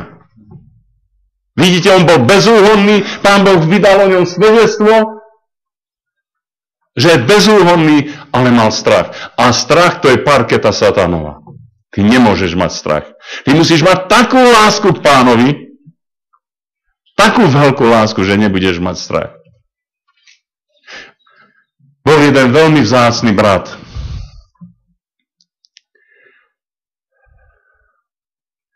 Aj vy ste ho mnohí poznali. Keď som kázal príjemnej príležitosti Božie slovo, prišiel za mnou a hovorí, brat Alexander, ja som len raz v živote tak kázal slovo Božie ako ty. Ale potom som si už dal pozor. Lebo som prežil takú haváriu, že len milosť Božia ma zachovala. Tak to mi on povedal. A ja som sa díval na Pána, neoponoval som, neodpovedal som na tento jeho výrok. Díval som sa na Pána. A naraz som vnímal, že ak ja pustím tomuto strachu, ktorému pustil tento brat, tak ja nebudem môcť byť služobníkom Božím, tak ako si to on predstaví. Viete, a povedal som, jemu som nepovedal nič, objal som ho, zaďakoval som, pokoril som sa, zaďakoval som a povedal som, ďakujem, brat môj, že máš lásku voči mne a že s láskou ma napomínaš. Ale som vedel, že nemôžem toto prijať. Lebo ak ja toto príjmem, budem mať strach tak kázať Božie slovo, ako ho kážem. A keď sme išli domov, viete, taká búrka bola, že tam bola moja manželka, tam boli moje deti, že to bolo až hrozné vôbec sa pozrieť na oblohu. A my sme do toho mali ísť. A som povedal, Páne, ja viem, že teraz vyskúšaš moju vieru, ale ja ti dôverujem a nemám strach. Ja viem, že budem pod ochranou tvojej mocnej ruky. Ja si vážim tohoto vzácneho brata, ktorý ma takto napomínal. Ale on nemôže vedieť, aká je moja dôvera k tebe. Ja ti dôverujem, Bože. Išli sme domov. To si neviete predstaviť. To ako súdny deň. Lialo sa. Proste búrka. Nebolo vidieť. Nestačili stierače. Blesky, hromy, všetko to bolo. Fakt to bolo ako keby všetko strašilo. A my sme išli. Celá rodina. A naraz vysvietilo slnko. A viete, čo sa stalo? Ako sme išli na tej ceste, tak stále sme po jednej strane okna, myslím, po ľavej strane, sme videli dúhu. Ako pri nás ide dúha. Stále, to som ešte nikdy nezažil, že tu vedľa teba začína dúha a nad tebou proste začína. Tak sme videli tú dúhu. Celý čas, jak sme šli. A moje deti chválili Boha, lebo nikdy nič také nevideli. Ani ja. Ani predtým, ani potom som nikdy také niečo nezažil. A vtedy som videl, že to je milosť. To nie je odvaha, ale to je milosť. To je milosť Božia. Nič nás v tomto živote a svete nezachová. Jedine jeho milosť. Nesmieš sa báť. Neboj sa. Aj keby čokoľvek sa dialo, aj keby jednoducho ťa Boh zabil, tak hovorí Job, aj keby ma zabil, aj tak budem len dúfať v Neho. No prečo by ťa mal zabíjať? Ty musíš, tá tvoja dôvera, tá tvoja láska musí tak ďaleko zájsť. Ja viem, že niektorí tomu už nerozumiete, o čom hovorím. Ale tušíte, že tam je hĺbka požehnania. Že musí zájsť až tam do tvojho života, kde povieš, aj keby ma zabil, aj tak budem len v Neho dúfať a Jeho budem milovať. A nič zlého sa nám nestalo. Vďaka Pánu, obišiel som celý svet. Každý rok 1,5 krát obídem Zemegúľu, toľko kilometrov spravím. A Pán Ježiš je nado mnou, so mnou. Tento rok, keď sme prechádzali Parížom, viete si, možno niektorí ťažko si viete predstaviť, tie prúdy, ako tam idú proste tie autá. Tam, ak chvíľu zamáhate, buď zhavarujete, alebo sa už nedostanete. Neustále musíte mať fokus. A nám v tej chvíli vypla navigácia. Úplne vypla. A moja manželka hovorí, čo teraz, tatínko? Hovorím, kľud, zachovaj kľud, znovu to naštartuj, proste. No ale kam pôjdeme? Hovorím, neboj sa, zatiaľ idem kam idem, Pán ma vedie. A pekne pomaličky prišla znovu k tomu. A v tej najväčšej premávke, v tej najzložitejšej situácii, viete si predstaviť, že tam Paríž to nielen auta, idú to motorky, idú popri vás. Ak proste zaváhate chvíľu, tak zrazíte tam motoristu, alebo čo, neviete nikdy, s kým máte dočinenie. Pán nás previedol a Pán Ježiš sa oslábil vo všetkom. Vždycky chráni svoj ľud. A ďakujem mu za to, že on má svoje nádoby. My máme ten poklad v hlinených nádobách. Tak hovorí Pavel apoštol. Niektorým bratom sa hovorí, to je taký zlatý brat. A manželka povedala toho zlatého brata, keby ste jeden týždeň boli s ním, tak by ste zistili, aký je zlatý. My sme hlinené nádoby. A my ten poklad máme v hlinených nádobách. Veľmi vás prosím, milovaní bratia a sestry, dbajme na to, aby sme boli nádobou na česť. Ale tá nádoba na česť je veľmi jemná, veľmi tenká, veľmi krehká. Nie hrubá. Tam nie sú v nej skalky, nie je tam piesok v tej nádobe, nesúdržnosť. To je tak jemná nádoba, že Boh si z nej urobil takú nádobu práve ako sa jemu ľúbila. A tá nádoba sa poddávala v jeho rukách. Aj ty bol takou poddajnou nádobou. Lebo ak nie, urobí z teba hrubú nádobu.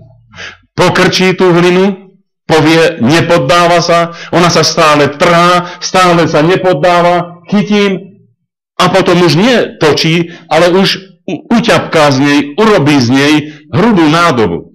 Treba také umývadlo. A viete, v tej nádobe už nie sú voňavé veci, ale špinavé veci. Prečítam vám. 108. žalme, 10. verš. Takto hovorí žalmista Dávid. Moab mi je nádobou na umývanie. Predstavte si, žalmista Dávid hovorí, Moab mi je nádoba na umývanie. Čo to vlastne sa stalo? Čo za nádobu? Moab vlastne bol nepriateľom Dávidovým. Moab stále hľadal chyby na tom Dávidovi. Hľadal veci, ktoré vystihovali, že tu nedáva pozor, tam nedáva pozor. A jednoducho ten Moab bol neustále v takom strehu, aby útočil na Dávida. My sme vďační, keď nám niekto vypicháva naše nedostatky.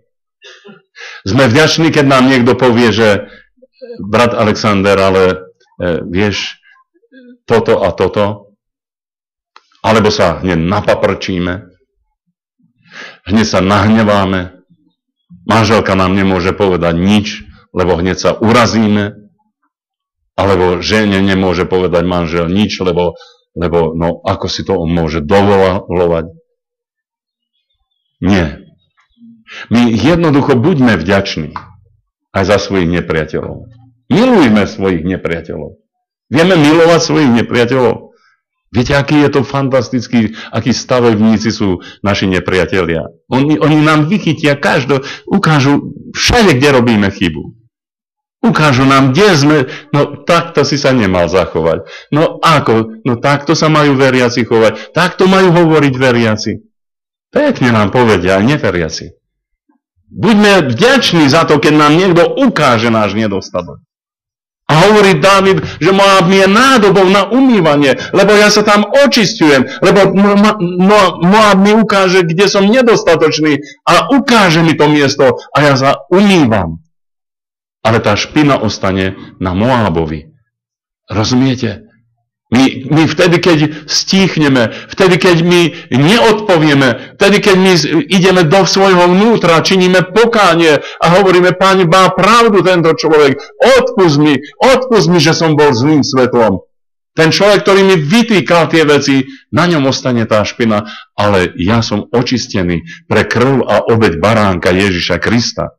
Buďme vďační za to, keď nám niekto povie naše nedostatky, lebo nám pomáha.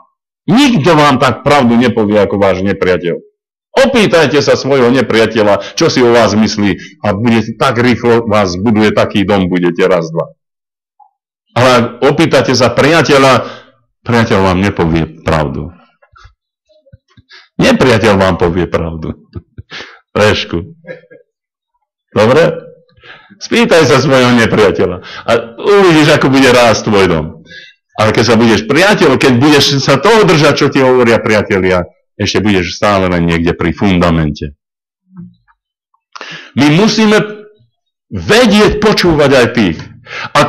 Ale tieto nádoby na nečesť, tie máme za plentou. To máme za závesom. Keď prídu k vám hostia, nepridediete toho človeka, nepovie, pozrite sa za plentou, aké mám krásne umývadlo. Tu si nohy močím v tom aj. Proste, síce mi nohy dosť smrdia, ale nevadí. Proste to je dobre. Proste dobrá nádoba. Nikto sa nebude chváliť s nádobami na nečesť. Ale si položíte do vitrinky, položíte si do kredenca, alebo položíte si do nejakej vitriny tie krásne, vzácne nádoby. A poviete, pozrite, aké mám. Takto sa Pán s nami chváli. S tými jemnými, tými citlivými, tými ozdobenými, jeho ozdobenými nádobami. Nebojme sa toho. Ja viem, že som ešte nedobojoval svoj boj, ale viem, že sa modlíte za mňa. Viem, že som ešte nedošiel toho víťazného, ale ja viem, že Pán to už má pripravené pre mňa.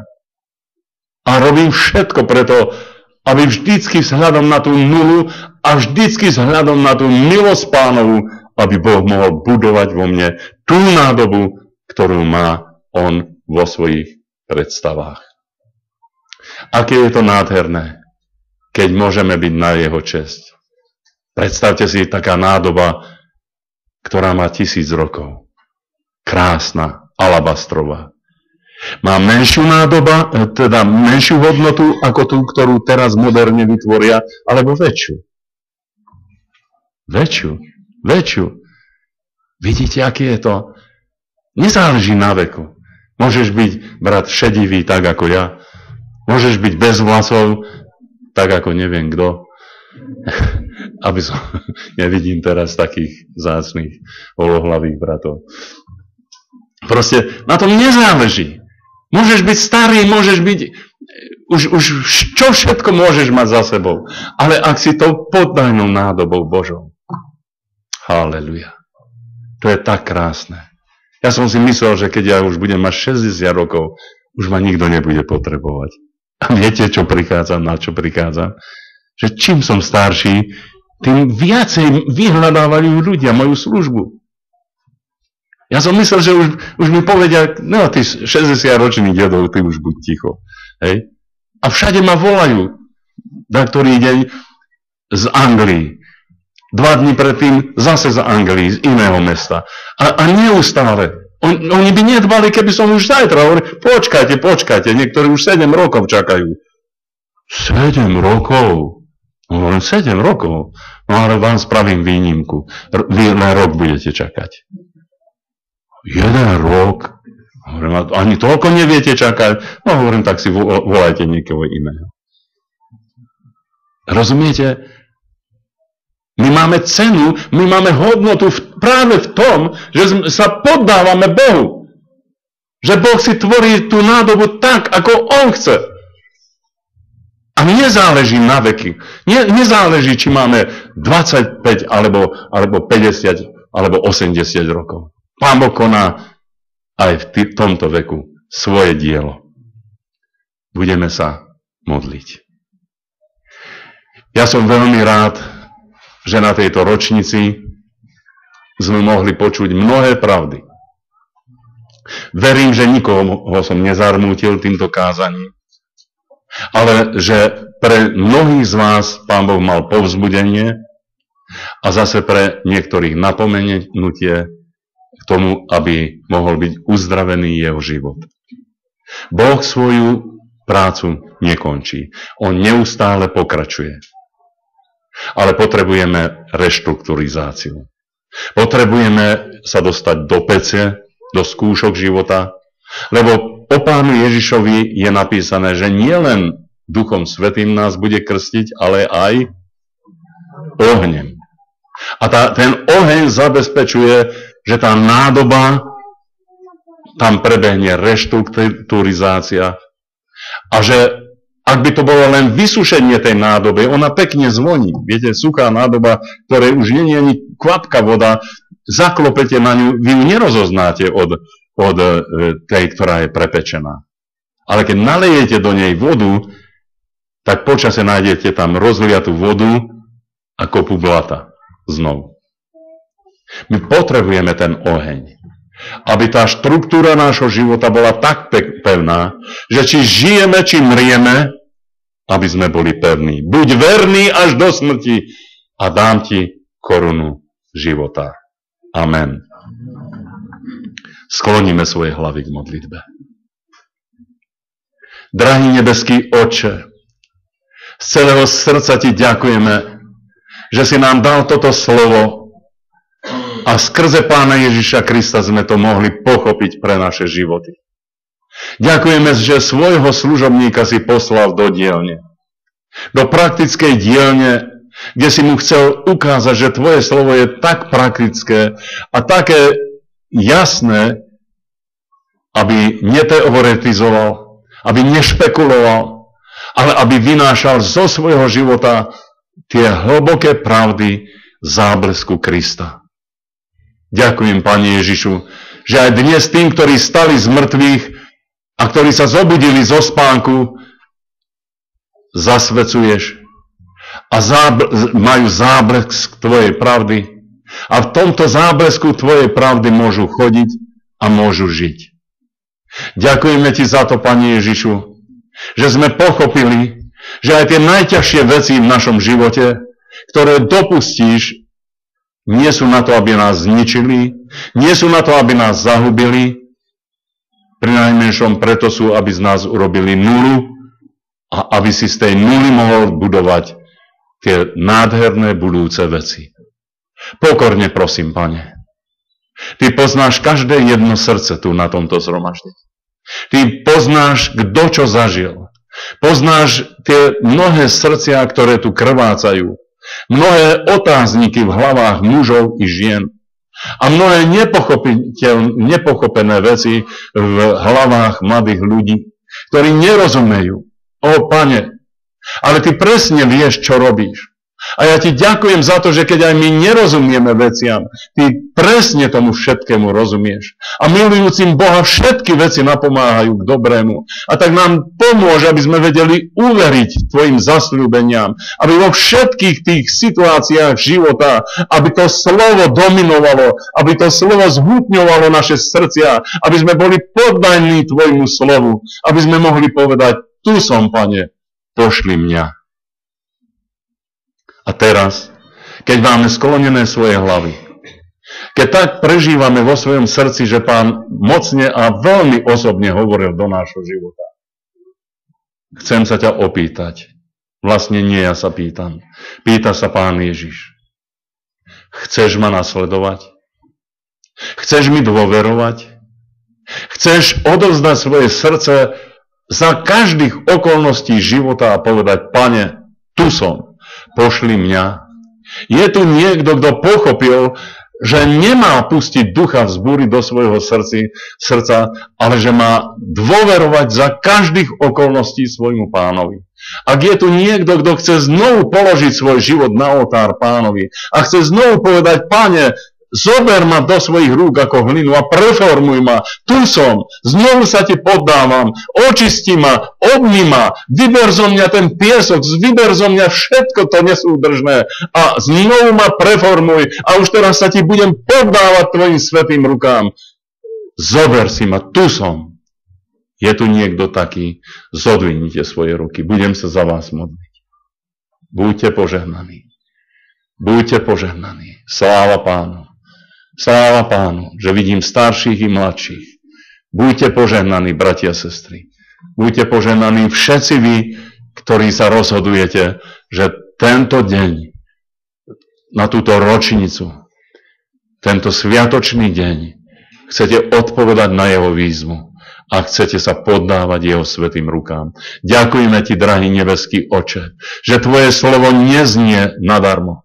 Ďakujeme ti, že tvoje slovo nevráti sa späť prázdne, ale tak ako dážď, ktorý posielaš a napája zem a tá zem je úrodná a prináša svoje ovocie, tak aj toto tvoje slovo prinesie ovocie v našom živote. Ďakujem, že v mnohých situáciách života títo bratia a sestry všetci si spomenú na tvoje slovo, že všetko má svoj význam, že všetko prináša to tvoje požehnanie v našom živote. O Pane, nedovol, aby panoval v našich životoch hriech a nedovol, aby v našom živote rozhodoval strach. Ale daj, aby sme boli zbavení hriechu aj strachu, aby sme nebojácne verili Tebe, aby sme očakávali na Teba, aby sme sa kladali do Tvojich svätých rúk. Tak ťa pokorne prosím za každé toto jedno srdce. Prosím, zachovaj mladých i starých, zachovaj detí i starcov. Pokorne prosím, zachovaj. A keď prídeš, zavolaj si nás a pôjdeme k Tebe. Nič nás tu už na tomto svete nedrží. Pane, vidíme, že tento svet ide až so všetkými jeho žiadosťami, ale my, ktorí v Teba dúfame, my, ktorí očakávame na Teba, my máme nádej časného i večného života. Halleluja. A ďakujeme Ti za to, Otče, v tom drahom mene Pána Ježiša Krista. Amen. Ďakujem vám, bratia a sestry, za pozornosť.